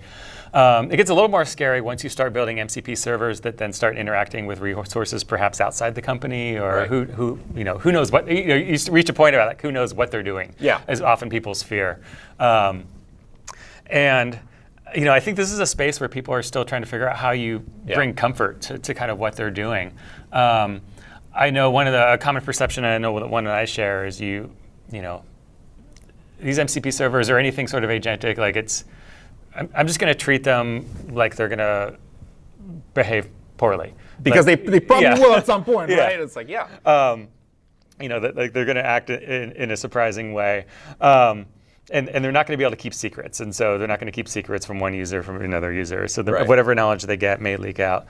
And so I think these are the challenges that people are thinking about. And it comes down to just, you know, well, first of all, constraining what they can actually access. Like the safest thing is that they can't reach anything at all. So you're curating what they can do. And I think MCP helps in that way. Because you're choosing you know, these connection points very mindfully, as opposed to just saying, here's the internet, have fun. Right. And so I think that sort of, that notion of putting boundaries is kind of where a lot of the thinking is going. Yeah, the governance control, and especially like we talked before about like things like scopes, and making sure that you're not over-scoped and you're giving permissions that your users actually need access, and then just give it access to everything.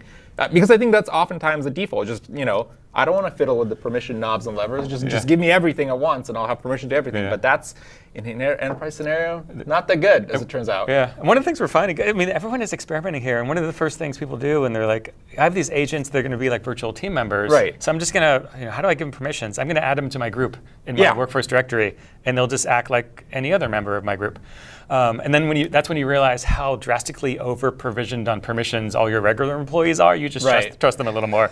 So then everyone goes, oh, what do we do? And that's sort of where we all are right now. Right. You have to be careful with agents, because if they can act on behalf of the employees, they have the same permissions as the employees. Yeah, I can delete a bunch of things. Yeah, exactly. All my files.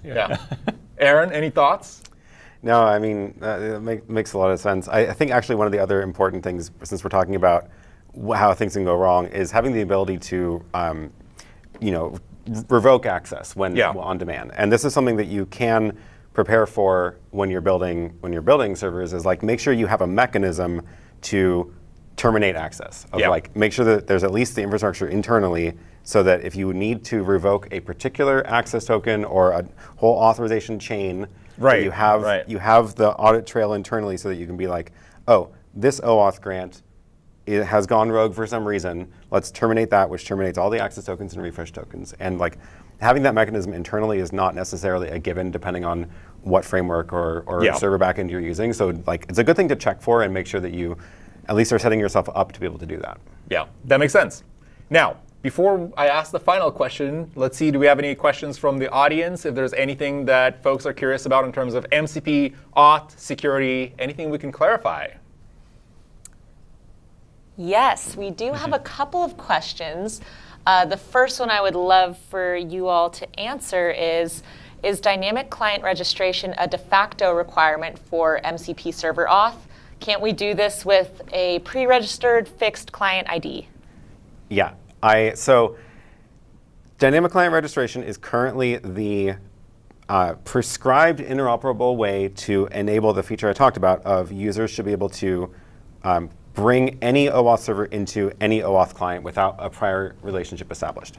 If that is not a feature you care about, then you don't need any kind of support for dynamic client registration or its possible alternatives. And the dynamic client registration is really just there because the rest of the OAuth flows need a client ID. So if you already have a client ID, sure, you can use it. The question then becomes, how does the client get the client ID for the server it's trying to talk to? And this is where things start to fall apart if you are trying to enable this more open ecosystem compared to locked down enterprise environments. Yeah. So it's I would say, extremely active area of exploration and discussion within the MCP community right now as to, is there a better way to kind of split the difference or enable both use cases with the same mechanism? But yes, technically you can do you can make the whole thing work with a pre-registered client ID if you're willing to have the user or have some mechanism to push that client ID into the client ahead of time. Right. Yeah. Well, and for folks that missed the conversation, right before this recording, Darren, Aaron, and I were just talking about this exact topic. Registration, because we know it's complicated. Great.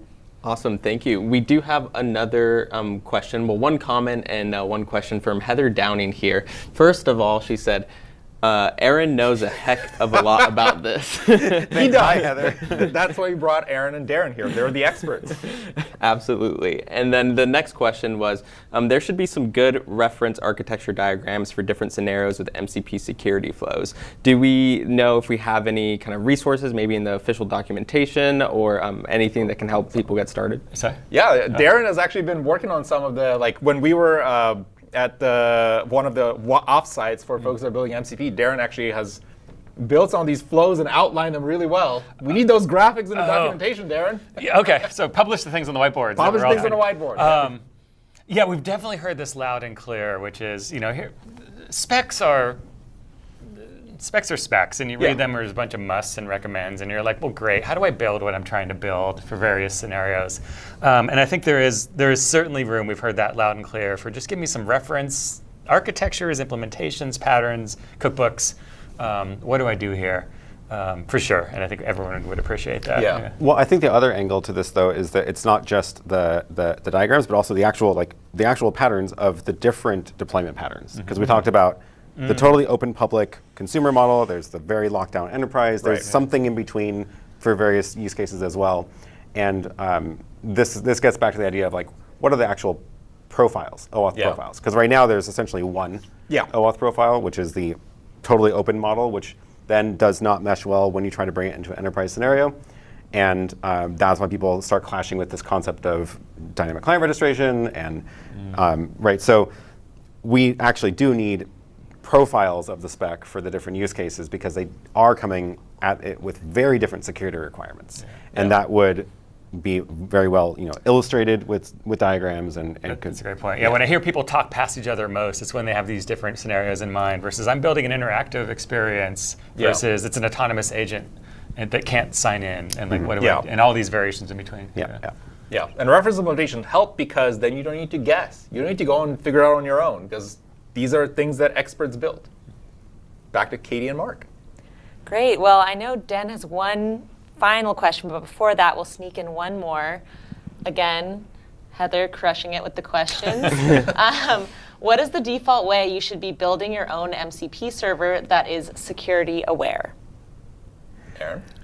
I mean, I think that if you go find an OAuth server product, first of all, that supports, that works with the MCP spec, that's where I would that's like the first step I would take is like go find a well-established OAuth server product, authorization server product, and then read its documentation for how you're supposed to validate access tokens. And essentially what that means is that you, on your MCP server side, you can focus on just the MCP bits. Right. Now, I don't want to get into the whole, there's a bunch of security considerations for just MCP itself, but that's like the goal is to make it so that that's what you have to focus on, and you don't have to worry about the OAuth part, because the authorization part's handled by an established product. So that would be like the first step I would take with that. Makes sense. Darren, any thoughts on it? Secure MCP servers. No, I think we've just been trying to be so mindful about, we've talked about all this complexity, all this spec, but the spec is really built in a way that we really hope most people don't need to care about it if they can find a solution that solves that hard bit for them and they just plug it in. Like SDKs, authorization servers, identity providers, all this stuff. That decoupling was very intentional in the spec. Love it. Now, I have one final question for our experts, and that is, what are you most excited about the future of MCP? What's the most exciting thing for you personally? That's a tough one. That's a tough one. I am very interested personally in solving this client identity problem. I think it is a very interesting problem from a spec perspective. It is a very nerdy problem. It is a very spec-specific problem, no pun intended.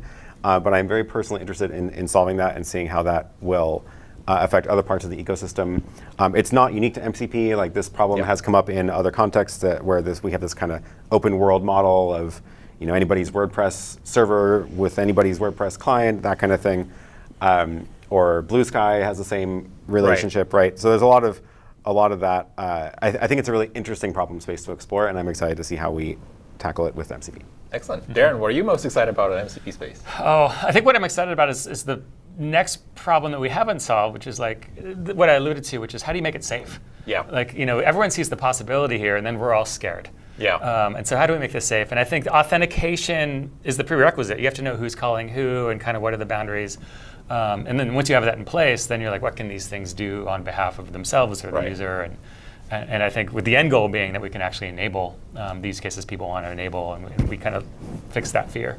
Love it. Well, as folks can tell, there's a lot of investment in security, authorization, authentication, and there's more to come. Mark, Katie, back to you. Thank you so much, Den. Mark, did we want to ask the folks any more questions, or? Actually, I do think we have a couple if you guys are willing to stay on for a little bit. All right. Perfect. So more questions. So we have one question here. Does Microsoft Entra ID support all the must requirements outlined in the spec for authorization? It's getting there. And I'll say, like, I'm not a spokesperson for Entra ID, but we definitely have folks that are actively looking at the requirements of the MCP specification, and they are actively working on making sure that that is a smooth developer experience. I'll just leave it at that. Awesome, thank you. A couple more. One is, how do we map access and permissions for DCR and limit clients them to certain MCP tools while allowing others? Yeah, this is that core of that problem, right? Of like, if you want this open world model where any user can connect to any server, then how does that server identify the client? And that's where we need some sort of identity of the client. And this is in completely open dynamic client registration, there is none, right? There is no authority of any of the information provided. The one exception being, I guess, the redirect URL of like, that's the server the users are going to get sent back to after, like, that's where the token is going to land. If that's a localhost URL, then we're back to no authority, right? So the next best thing we can do is, like, if the client data itself is hosted on a domain name that the client runs, then we can at least use the domain name of that client as some identity of the client. Right. And then you can start applying policies to it. So you can imagine that if we use the domain name as the sort of canonical identifier of the client, then we can make it. You have options now, right? You can either say, yes, I will allow any domain name to access this server, or I want to restrict this tool to clients on this domain. Right. Or because I haven't seen this domain ever yet, I'm going to require users go through an extra approval step. Or maybe for the first 100 users, they have to manually click through, but then it's auto-approved. And so as long as you have something you can tie that to that's like the identity of the client, you can start making those decisions. Yeah. But without that, you really can't. And that's kind of the core, that's the root of this problem that we have right now. So there's a lot of interesting things to explore there and possible recommendations we could make as a community as well. So what I'm hearing is there's going to be another spec change coming, potentially. No promises, but you heard it here first, folks. And one last question. People are really excited about this auth topic, by the way. If the endpoint that the MCP server talks to has an authentication, how does having another OAuth server on top of the MCP server help? Now the MCP client will have to use 2 tokens. Oh, so yeah, this is the whole thing of like your client is talking to the MCP server, but the MCP server is actually trying to talk to some other API behind it, right? And this is, once again, not unique to MCP. This is actually a very common problem in many different forms of APIs. Right. But we tried to do a better job of making this clear in the latest spec update, where the client actually should not be aware of any of the tokens for the actual backend APIs. Yeah. The only thing it should be managing is the connection between the MCP client and the MCP server it's talking to. And if that server needs access tokens to other backend APIs, it is an OAuth client to those APIs. And it might have to send the user through an OAuth flow to get the access token. And there's different options for how to do that, including a proposal that's pretty well far along. That's looking good for what's it called, elicitation. Elicitation, out-of-band elicitations. And we're talking to Nate and Wills tomorrow. Yeah, right. On the same event, so there's your incentive to tune in. There you go. So plug for that conversation tomorrow to get more into that topic, I guess. Excellent. Well, Den, Aaron, Darren, thank you all so much for joining us today. I learned a lot. We had a ton of awesome questions, but I think it's time for us to move on to the rest of the event. Excellent. Thank you, folks. Awesome. Thanks, guys. All right, Mark, we have 2 sessions left now. We've gone through a full day of some awesome content. What were some of your favorites? I think one of my favorites was definitely RVGUA and NL Web. I personally didn't know much about NL Web, so it was really cool to hear about how they're thinking about an agentic web and how MCP kind of wraps into that story. How about you? It's hard to choose, so I'm going to take a sneaky default and say the Keynote, which may be a reflection on my own social media use, but I like the action. I like a little of this, a little of this, seeing all the really fast demos, getting to hear Jay talk about how he's thinking about MCP. But overall, a ton of awesome content. We got a ton of questions earlier about whether this is recorded or how you can view this beyond the event. And yeah, it'll be totally available for free on the Microsoft Developer YouTube channel right after today. Awesome. So with that being said, we have a special guest here from NeonDB, Bo Burr, so we'll go ahead and kick it off to him.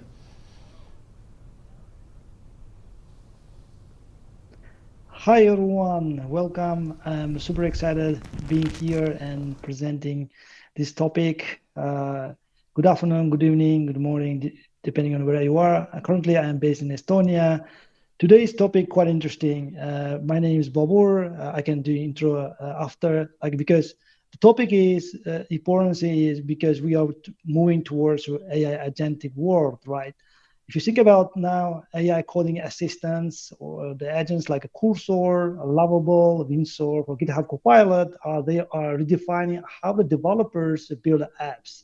You can basically go from idea to interface in minutes just by chatting with the AI. I also stopped using SQL for database management. In this session, we're gonna explore how the AI agents are actively collaborating in the database management and how we can automate everything from schema design, versioning, or seeding and testing the data.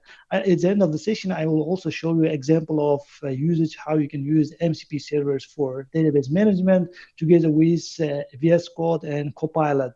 That creates somehow the GitHub pull requests with auto-generated model classes in any programming language. So I'm Babur, a developer advocate at Gibson AI, also Microsoft's MVP for Azure AI platform. If you want to connect on LinkedIn, this is the QR code. I will be more than happy to address your questions regarding my session and follow up with you and discuss some brainstorming topics around the MCPs.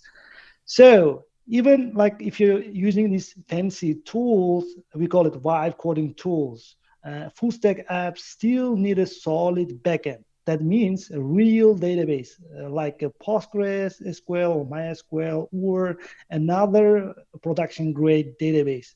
And that means you are dealing with basically with schemas, migrations, ORMs, object-oriented mappings, or you need to build APIs, right? Unless you are treating Excel or Google Sheets like your backend, which we have all done this experience, right? It doesn't matter like which language or framework you're using right now, Java or Python, JavaScript, eventually you will need a working database.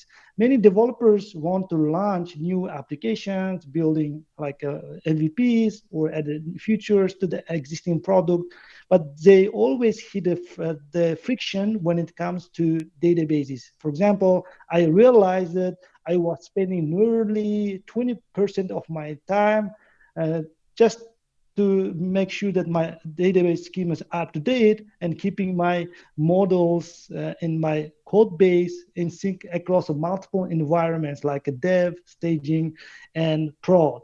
In this slide, you can see how the databases are slowing down us. Some of the main points I put here, especially the one is we are always worrying about migrations and breaking changes when database schemas updates continuously.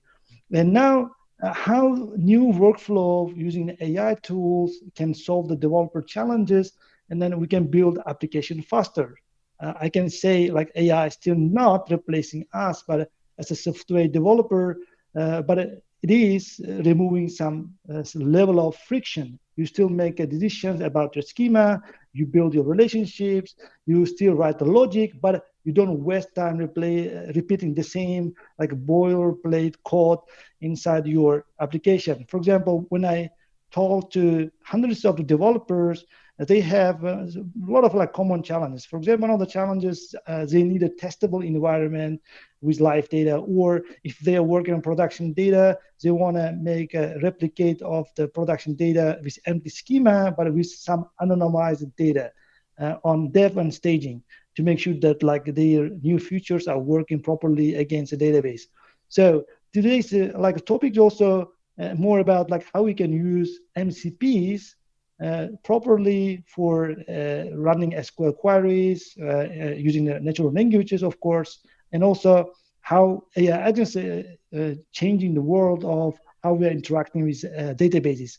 For example, in Gibson AI, all the databases nowadays created by the AI agents, and I would say 30% of the database provisioned in Gibson AI using MCP server.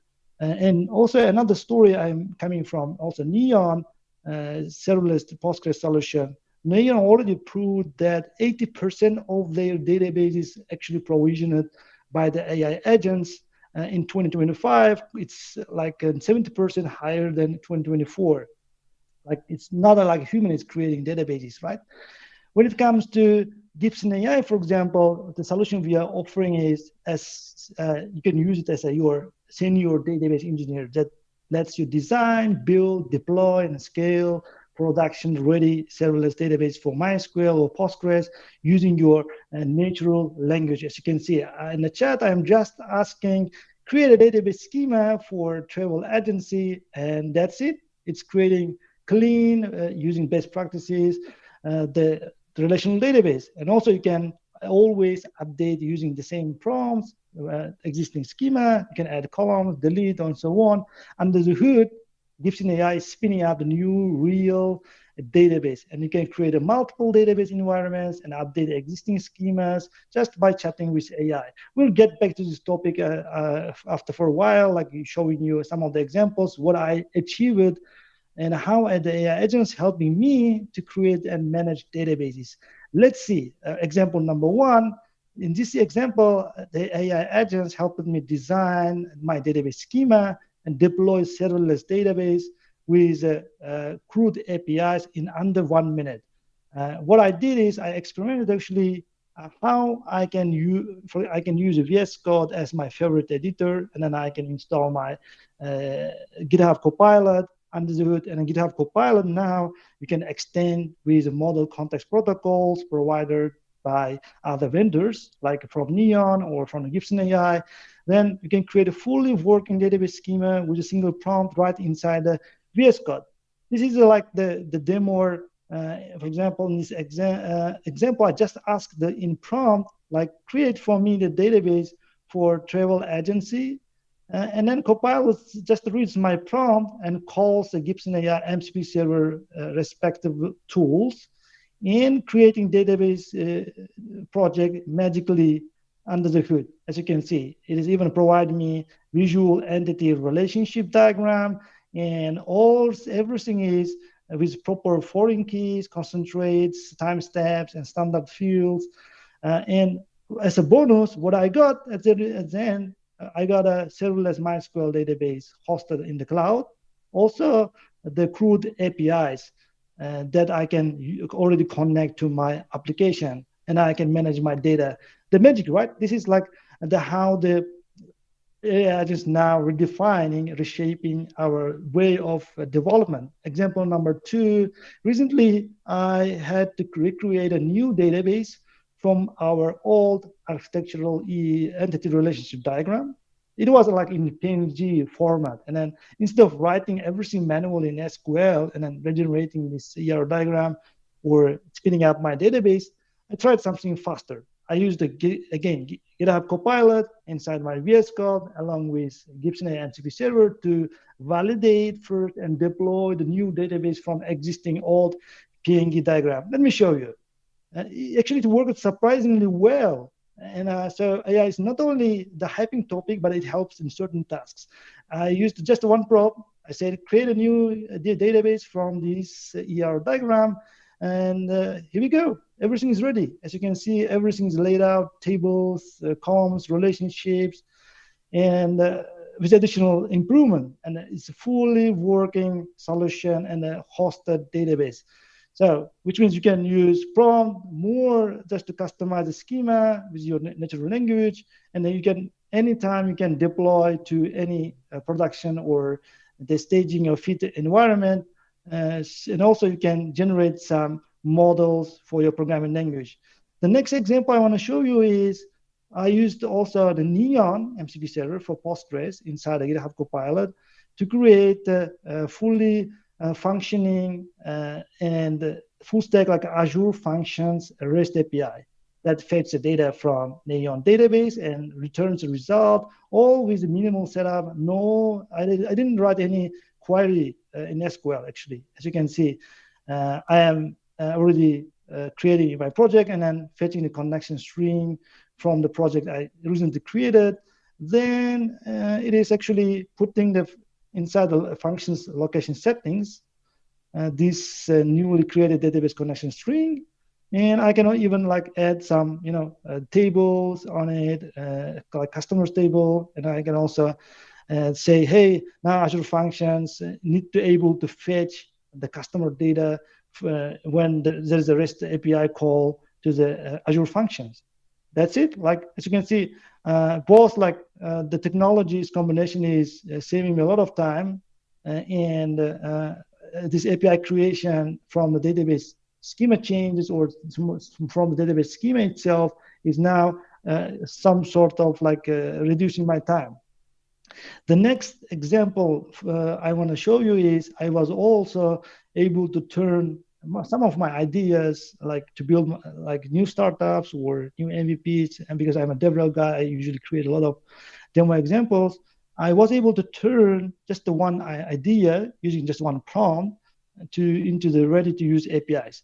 Let me show you how I did it. For example, I use it again like Gibson chat without MCP, and we can also use the MCP in here.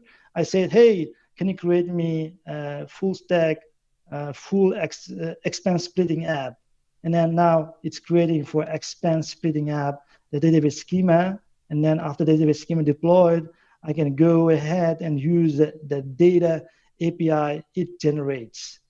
And I just needed to connect these two APIs, the data API with my application. For building my UI part, I can use any low-code, no-code tools like the tooljet. I use it, and then I connect it securely to the API and using the API key. So, and then my application, I can start to build my UI part of the application without, again, like writing any single line of code. Here we go. And then my dashboard is ready, and then other tabs is ready. based on like in the development, I can always like chat with my AI and then connect the data API. It's quite straightforward. So the next example I have is more interesting. Like as a developer, we always, try to keep the API documentation, and then not only API documentation, sometimes as APIs evolves, you might have request and response data transfer object files changes. If you're using C# or Java, even like other programming language, so how you can make sure that like when the API documentation changes, you can generate some DTO files, or based on database model change, you can generate some DTO files to make sure that connected application or client application or front-end application always in sync whenever like this database change happens. Of course, we have the other best practices, like we use API versioning, future flagging. You can go smoothly from V1 version to V2 version. So what I did is I did a bit of reverse engineering in this example. What if I can have an AI agent that regularly can monitor my API changes, and I can also create a pull request automatically on GitHub whenever the database schema changes. In this specific example, I used, for example, Cursor to fetch the OpenAPI documentation from the data API for database we created previously.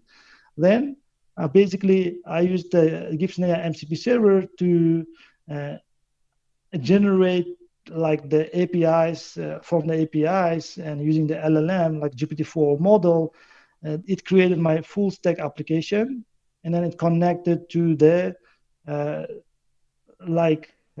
the request APIs here. And then, for example, if I have a destinations API, I can fetch a destination API using the same OpenAPI docs. Now, if you imagine, if this destinations API changes, I will be notified by the agent. Then it can even already create these changes and make these changes happen in my code base, and then create a PR using maybe GitHub MCP server. And I can go only check the PR pull request on GitHub. I can either review or approve it to merge it into the next stage. The example number 4, this is my favorite. Actually, this is like what I want to show you today as a part of demo, because it solves some of the like very big pain points of our development process. Let's say you are updating database schema always as a part of your development process. Often, like it feels like complicated. If you take like a Python, I need to use some Python libraries like SQL Alchemy or Olympic. In the C# world, we need to use Entity Framework. Probably you know the drill, right? You first update your model classes, and then it generates a migration file, and then finally your application applies this migration file changes into your target database. This is a flow everybody use nowadays. It's not like a terrible process, but I like this process. Like actually, sometimes if the migration fails, you can always get this migration failure maybe in the CI/CD pipeline when you are moving from the staging to production. But it feels like a slow sometimes, and then you can easily mess up with correct migration order. So, for example, I could never guarantee the migration works with Olympic until someone or any CI/CD tool runs against the target database. If I'm doing my migration dev database and now I want to migrate to staging, I only know when it fails against this action, maybe running an action, identified some issues, and then it fails. What if we can do vice versa? I can first change my database schema again, then it creates database model changes automatically for any programming language using AI. Then I can simply review the PR the AI agent created. Let me show you what I experimented here. This is like a new flow. Developer updates the schema and with the chat, and AI suggests matching model changes, and AI creates a PR. So this is my initial schema for travel agency database. and then I have some data APIs. Obviously, I can connect using data APIs, and I have also some generated like a code, or even I can clone this schema. Let's start with, I'm working with maybe any new feature, call it fit A or fit B. In this case, what I can do is even I can change using the like a studio in the old way, using the console, or I can jump in and go use a new flow. Assume that we have these models generated from the AI initially, or I connected my existing models by syncing GitHub into my database schemas, and we have some models in place. So you can also find in my slides the link, the QR code to the repo example. And I just opened the inside the VS Code, then I'm connecting to the Gibson AI MCP server. In this case, I'm using local MCP server, but you can use also remote MCP server. This is like the available tools that the Gibson AI has. Like you can create a project, you can deploy the projects, or you can spin up the multiple databases. So let's start by making some changes. I want to first see what are the Gibson AI projects I have in my MCP. And then the AI is showing obviously some like projects, existing projects. And then I found my travel agency. And now I can say to AI, hey, I want to work on a travel agency database. And can you maybe show me what are the tables I have? Then the MCP server obviously returns some database overview with existing database environments I have, like maybe per feature I create one database. Now I will say, hey, show me all database environments. Like here we go, like all the database environments for my travel agency projects in place. Now what I want to do is I want to add a new column, call it address, for travel agency user table. So this is the magic happens. Now the AI starts to update my models. As you can see on the left side, it is adding into the model Python file all these required changes. And then I asked, like, can you also update the Gibson the database? And then it's actually adding also the same column and address column to the travel user table in the database. And then it's automatically deploying those changes to the actual serverless database. And then finally, I can say, hey, now it's time to create a PR for the GitHub repository. And then GitHub Copilot is working on a GitHub PR, commenting, creating some pull request description, and we are good to go. So in this example, I use it like not a GitHub MCP server, but just a GitHub CLI. But you can also use GitHub MCP server, which is supporting like in VS Code. Now, if we prompt a bit like by making correction, and then the PR is created successfully for my travel agency project. And even I can verify that the database schema also changed here.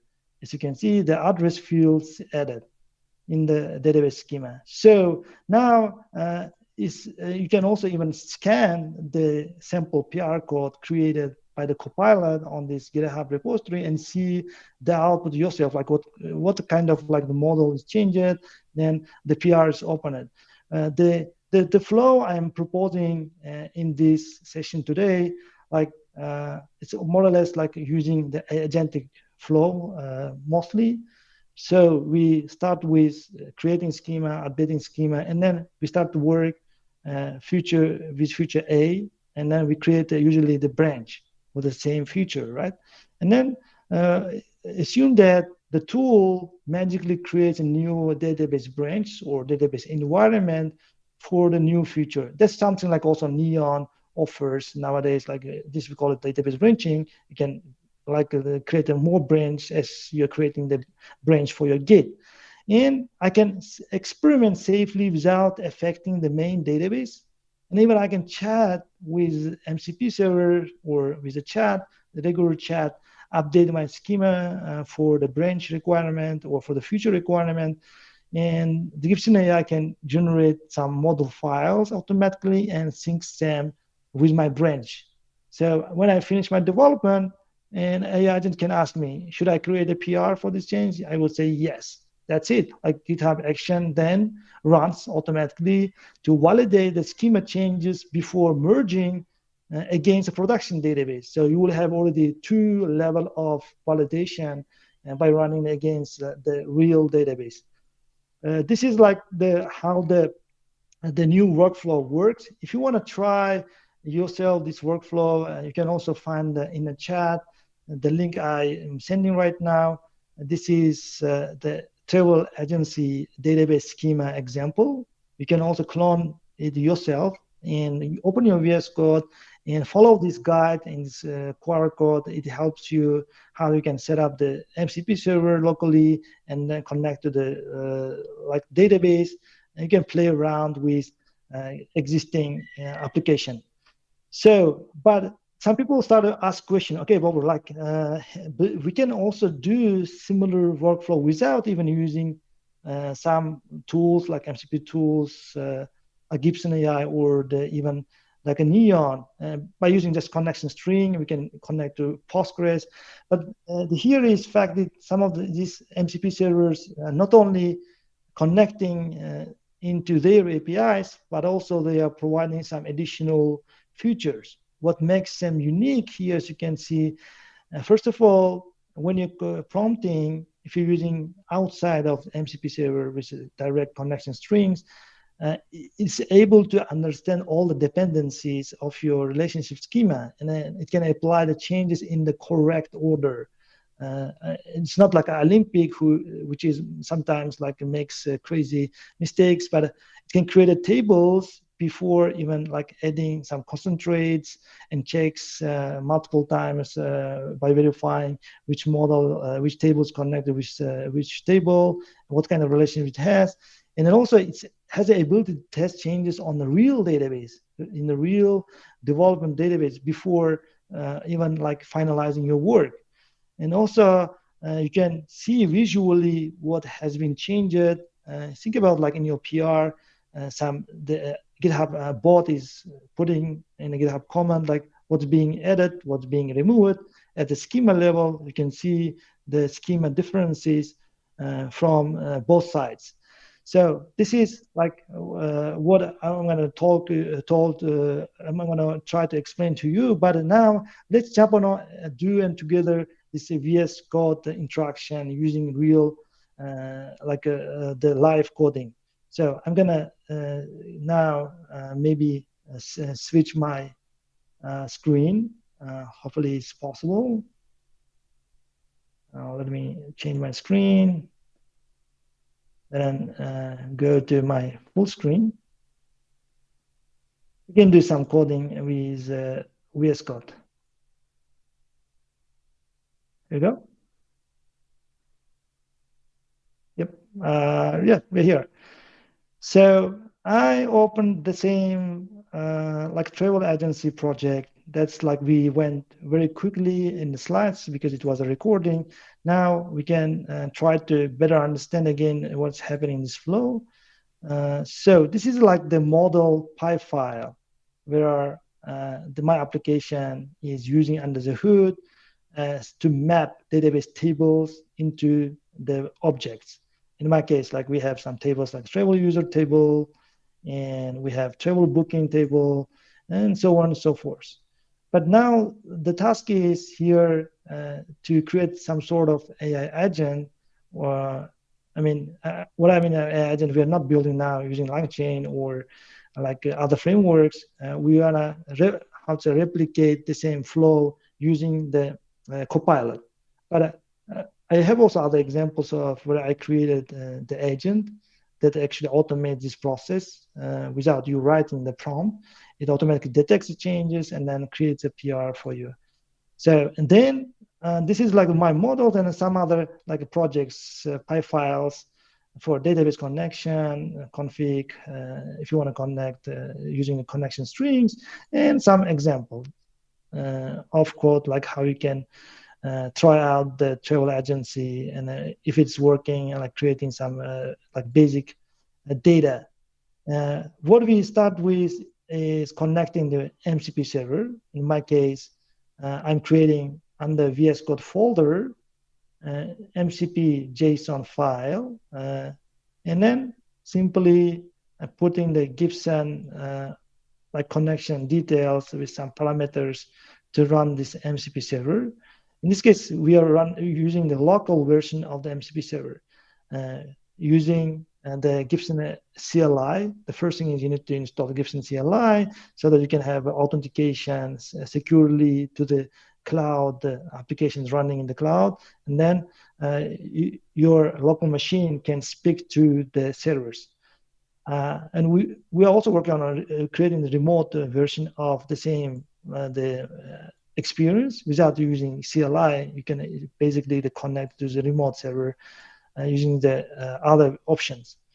So then if you discover the existing like the tools Gibson AI provides, it's a few like tools now.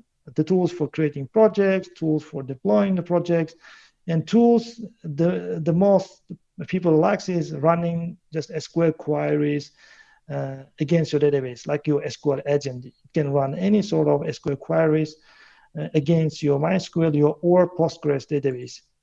Now under the hood, I created my MySQL database for travel agency. Let's ask something about the database.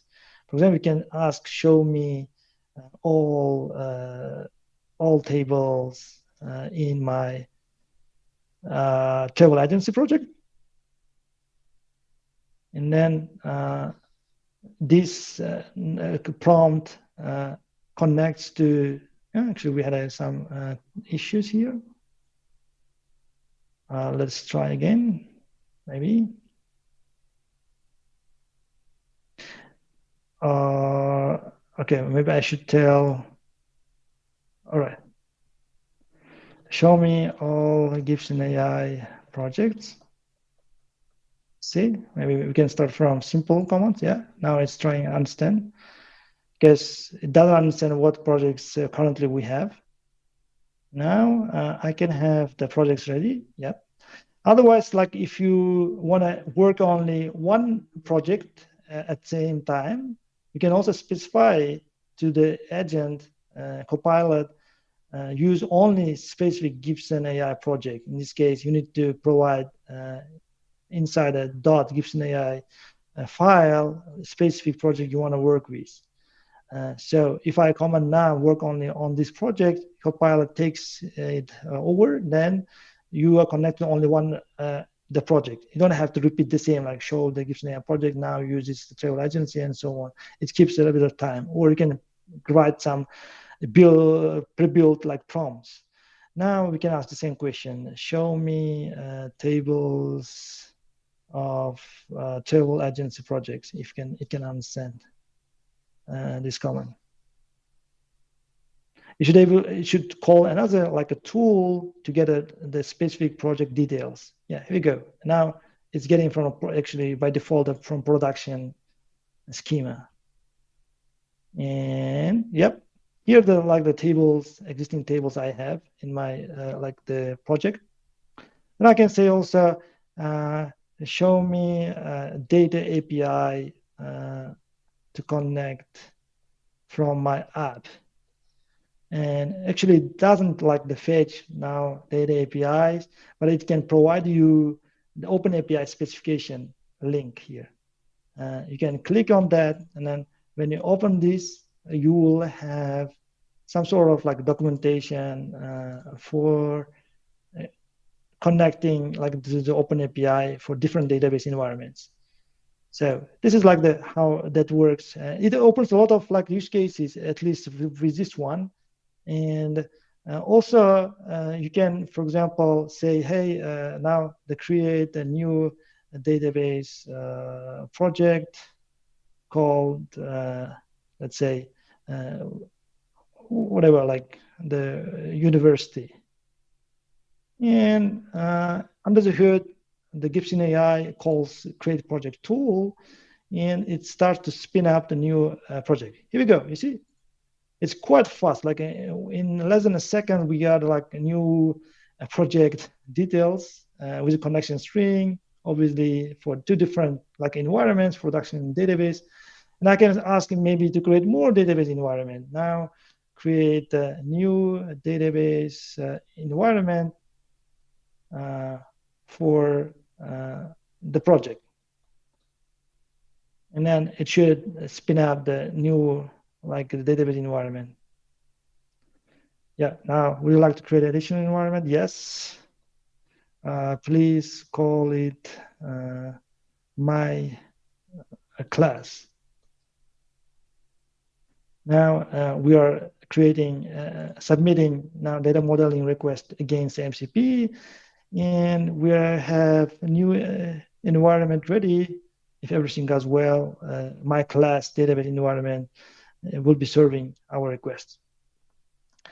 So it takes sometimes a little bit of time, depending on like the connection issue, depending on the model used. Basically, for one kind of models, I use usually cloud Sonnet 4, 3.7, and GPT-4. GPT-4 I use usually for small tasks, like small coding tasks. But otherwise, like I prefer to use Sonnet, because if you are writing full stack applications, you can just maybe follow some flows, then like connect your application into the database. Yes, here we go. Now new environment is created successfully, my class, including other database environment. That's what I want to show inside the Gibson GitHub Copilot. But now what I'm also actually experimenting by having this MCP server on hand. What if you use it together with other AI agent frameworks? It opens the door to more new use cases. Now, think about, I have another use case I was building with LangChain. This is like also by chatting with Copilot and then creating some coding and try out if I can build something like the agent that can convert your CSV files into the relational database, like SQL database. This is also like, it looks like a very straightforward also with using any language frameworks because of thanks to the MCP server. Now, what I did is I'm using LangChain libraries to load my local MCP server, and then LangGraph to create my more reactive agent or multi-agent with Gibson AI MCP server. So, and as you can see, like still I am connecting to my local MCP server.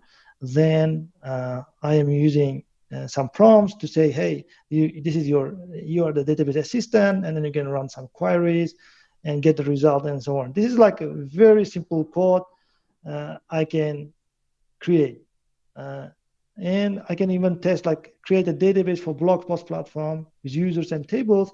When you run this, it actually creates quite fast, like the new database. Like I can even try one more time. Like I have successfully created a blog post with some models. I even didn't specify what exactly the tables should be there, but it's actually creating under the hood by following some best practices. Obviously, human help is needed at the end. Like you should go and maybe correct using the studio, correct the schema and so on.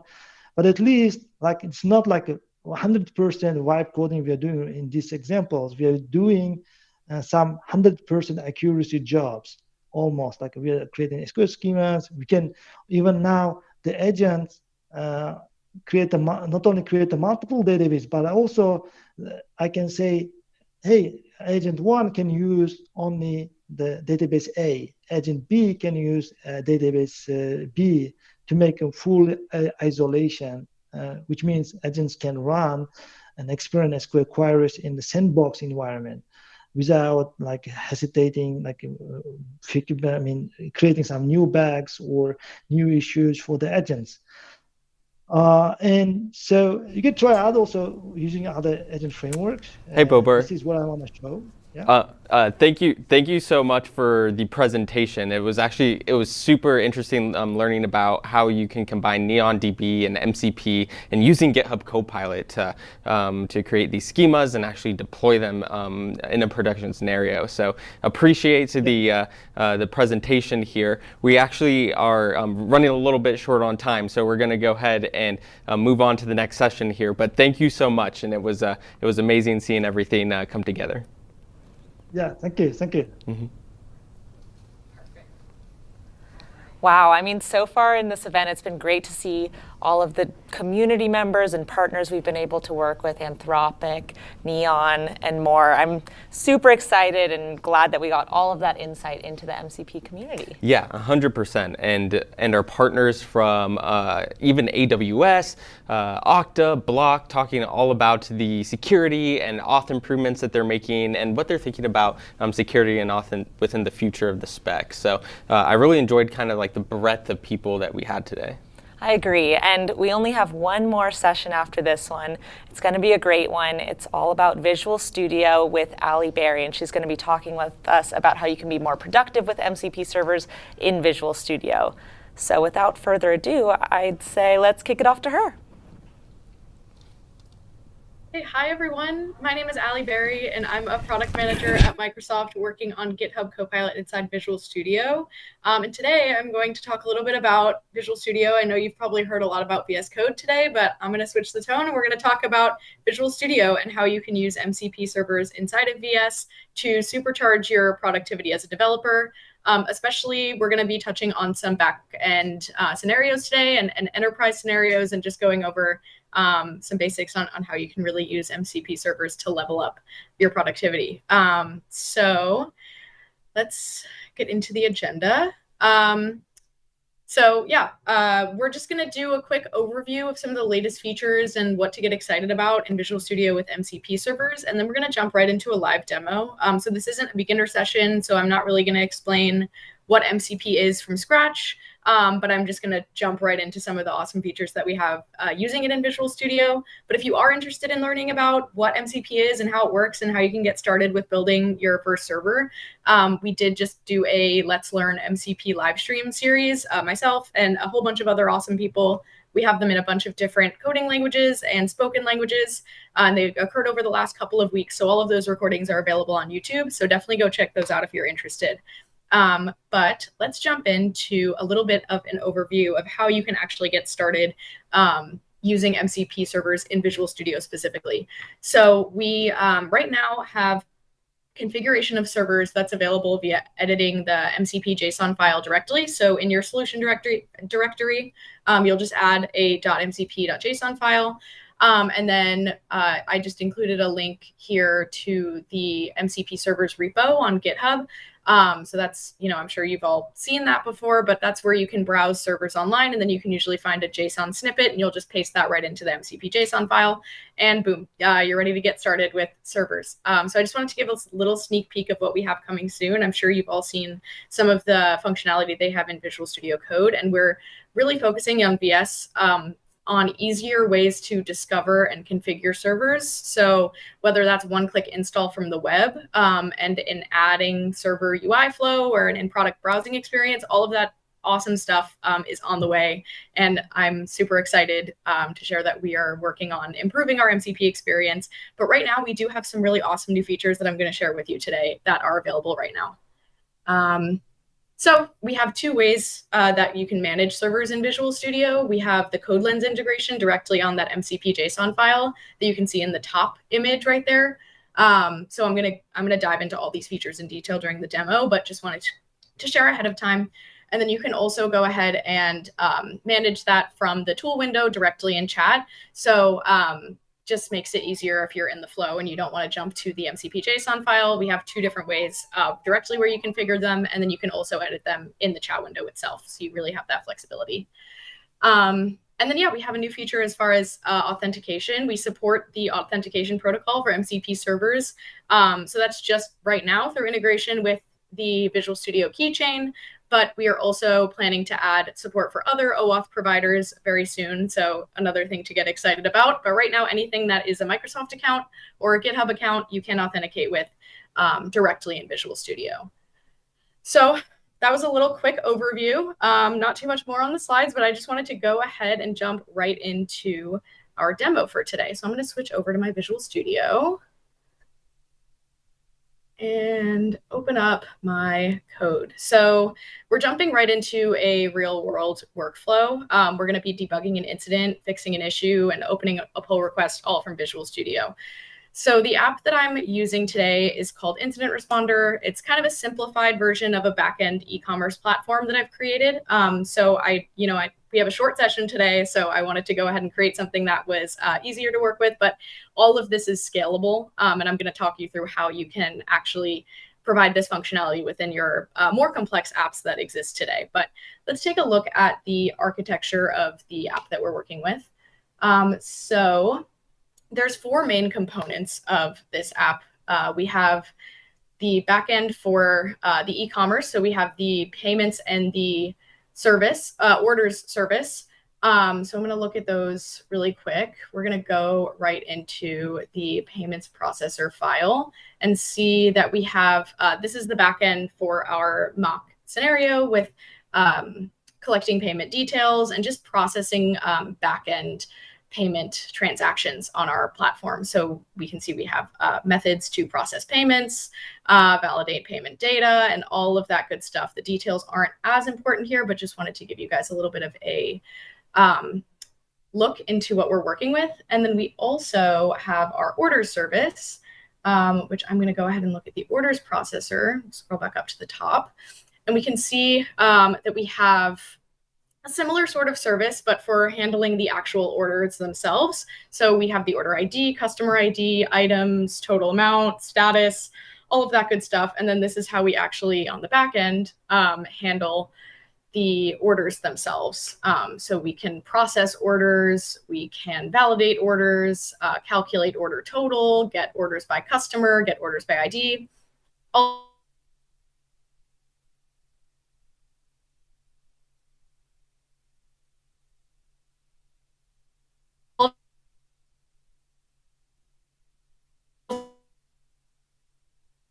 that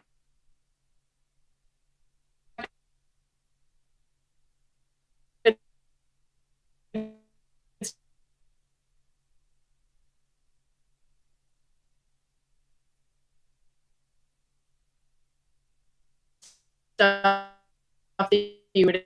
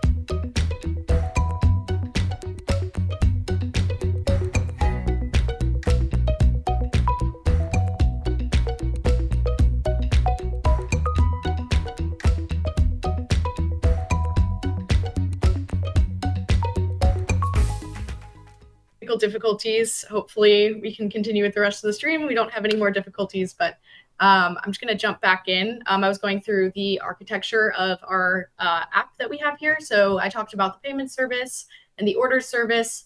And then the other 2 really important parts of our application are these 2 custom MCP servers that we've built. So I'm sure you've seen today, there are a lot of really awesome servers that are available online that can give Copilot access to helpful resources that exist externally. So we have GitHub, we have things like Playwright, all of that stuff. But there's also the scenarios where you can build custom servers that are incredibly useful for enterprise-specific scenarios. So that gives you that really fine-grained control over the context that you provide for wherever you might get your data from. So it's really just there's a lot of different scenarios and a lot of different ways that you can configure them. So it's really the world's your oyster. But I'm going to jump right into these servers here. The structure of them is pretty similar as far as the way that they're defined, but I'm just going to give a quick overview of each. So we have our metrics tools here. So this is going to call directly into the metrics that are available from our application. So that's things like CPU, an error rate, and we can define two tools in this file that are get metrics. So this gets metrics from our payments and our orders service and can return those as output to be used as context for the LLM. And then we also have a second tool defined here that gets the current alert status for services. So if we're having any errors or any alerts, this tool will call into that metrics backend and it'll let us know, hey, the error rate has crossed the threshold. And we can define those thresholds in here as well. But then we have our metrics service, which is basically just a bunch of those helper classes that are going to allow us to help those metrics tools work. So we're seeing those service metrics, we're getting order service metrics, and right now we're just using some simulated data. But in the real world scenario, you would be able to plug this into wherever you might store that data. If it's a database that lives somewhere, or whatever method that your enterprise might use to track your service metrics, you could plug that in directly to these tools here. So that's just an example. And then the log query service that we have is going to call directly into your log files. So we can read logs. So in this scenario, we would be able to look at any transactions or any orders that were placed recently on our site and get those logs, whether they were successful or the status of those orders and all of that good information. So this MCP server also has two tools that are defined here. We have search through service logs for specific terms. Sorry, I got lost in the code there. But then in the second tool, we can also get the most recent log entries for a service. So that's just an overview of some of the servers that we have. But yeah, right now we're just using simulated data. But like I mentioned, enterprise scenarios, you can plug this into whatever data storage you might use. So now let's take a look at our actual MCP JSON file, which is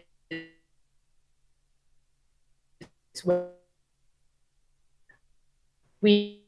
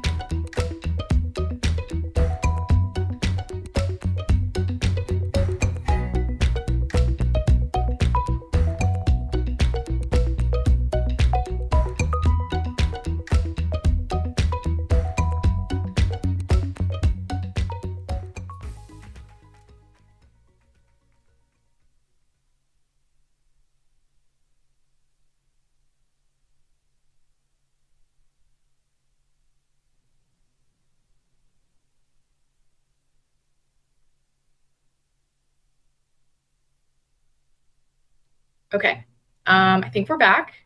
So we're going to jump right back into the MCP JSON file that I mentioned before, and I'm going to look at the code lens for each server. So like I shared in the slides, we can actually see this in action right now. So here are the 2 servers that I defined in my project. And we can see that we have a little indicator right above the server name that gives us access to management tools that will help us to actually use our MCP servers and configure them in the right way that we want them. So we can restart them, we can stop them. And then the log query server actually has an input available. So I'm going to take a click on that and show you guys what this experience looks like. So we have this new input window where you can configure any inputs that your server might have. So for this one, you can provide a path to where your log files might live. So I provided that value, and then I'm just going to click OK. So both of our servers are running. And I'm just going to show you also how we can manage those servers from within the tool window. Sorry if this is a little bit small, but you can see that we have the same log query server and the metrics server, and then the 2 tools that are available with each. And then if you click this button here, you get an additional options to edit those server inputs, restart the server, and then a button that you can click and go straight to the MCP JSON. And then, yeah, you also have some permissions tools down here, but just makes it really easy if you're in the Copilot flow and you want to go ahead and manage your servers. So now using this app that we have everything kind of explained, I'm going to explain kind of the situation that we're in. Imagining that I'm on call and I just got pinged that my payment service is throwing a bunch of null reference exceptions in production. And the system metrics are showing some elevated CPU and memory usage and error rates. So something is clearly wrong. And I'm going to try to use agent mode with our handy MCP servers in BS to help diagnose this issue and come up with a fix. So what's really exciting here is that we're going beyond Copilot just generating code, but it's using our tools and accessing our data to try to diagnose and solve a real problem. So let's try to ask Copilot about the errors that we're seeing. So I'm just going to simply ask get metrics for payment service to see error rates. Just ask, I heard from my ping that we have errors with the metrics service or the payment service. So I want to get those metrics and see what's really going on behind the hood.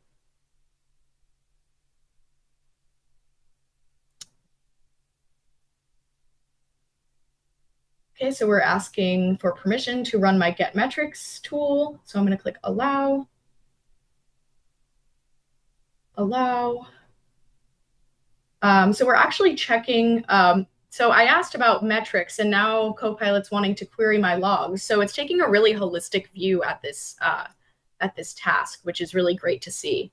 And now it's reading my payments processor code.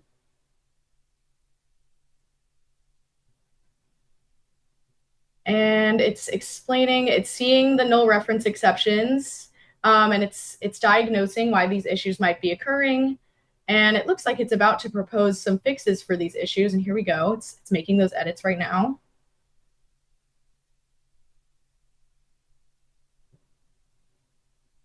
Read those errors. We're building the solution. I'm going to jump over to that file, the payments processor, and see if we can get a look at some of the code fixes that it's proposing.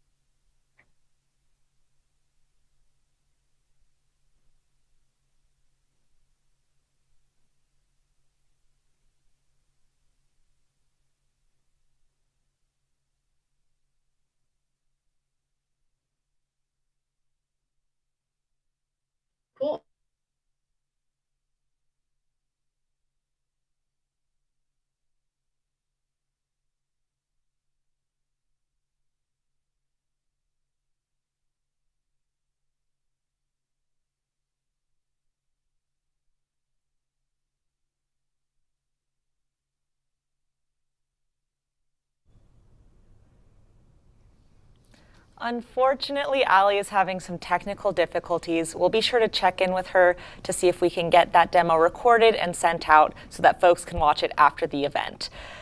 But Mark, this caps off day 1 of MCP Dev Days. Today was all about the community, but tomorrow is for the builders. Yeah, we're going to be talking all about how to do things like integrate MCP into your agents. We're going to talk about the thoughts around MCP for agent-to-agent communication.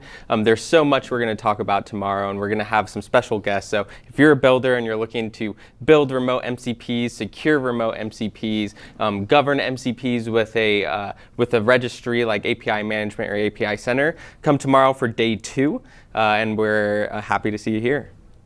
Yeah, same time, same place. We'll see you there. Awesome. Thanks, everyone.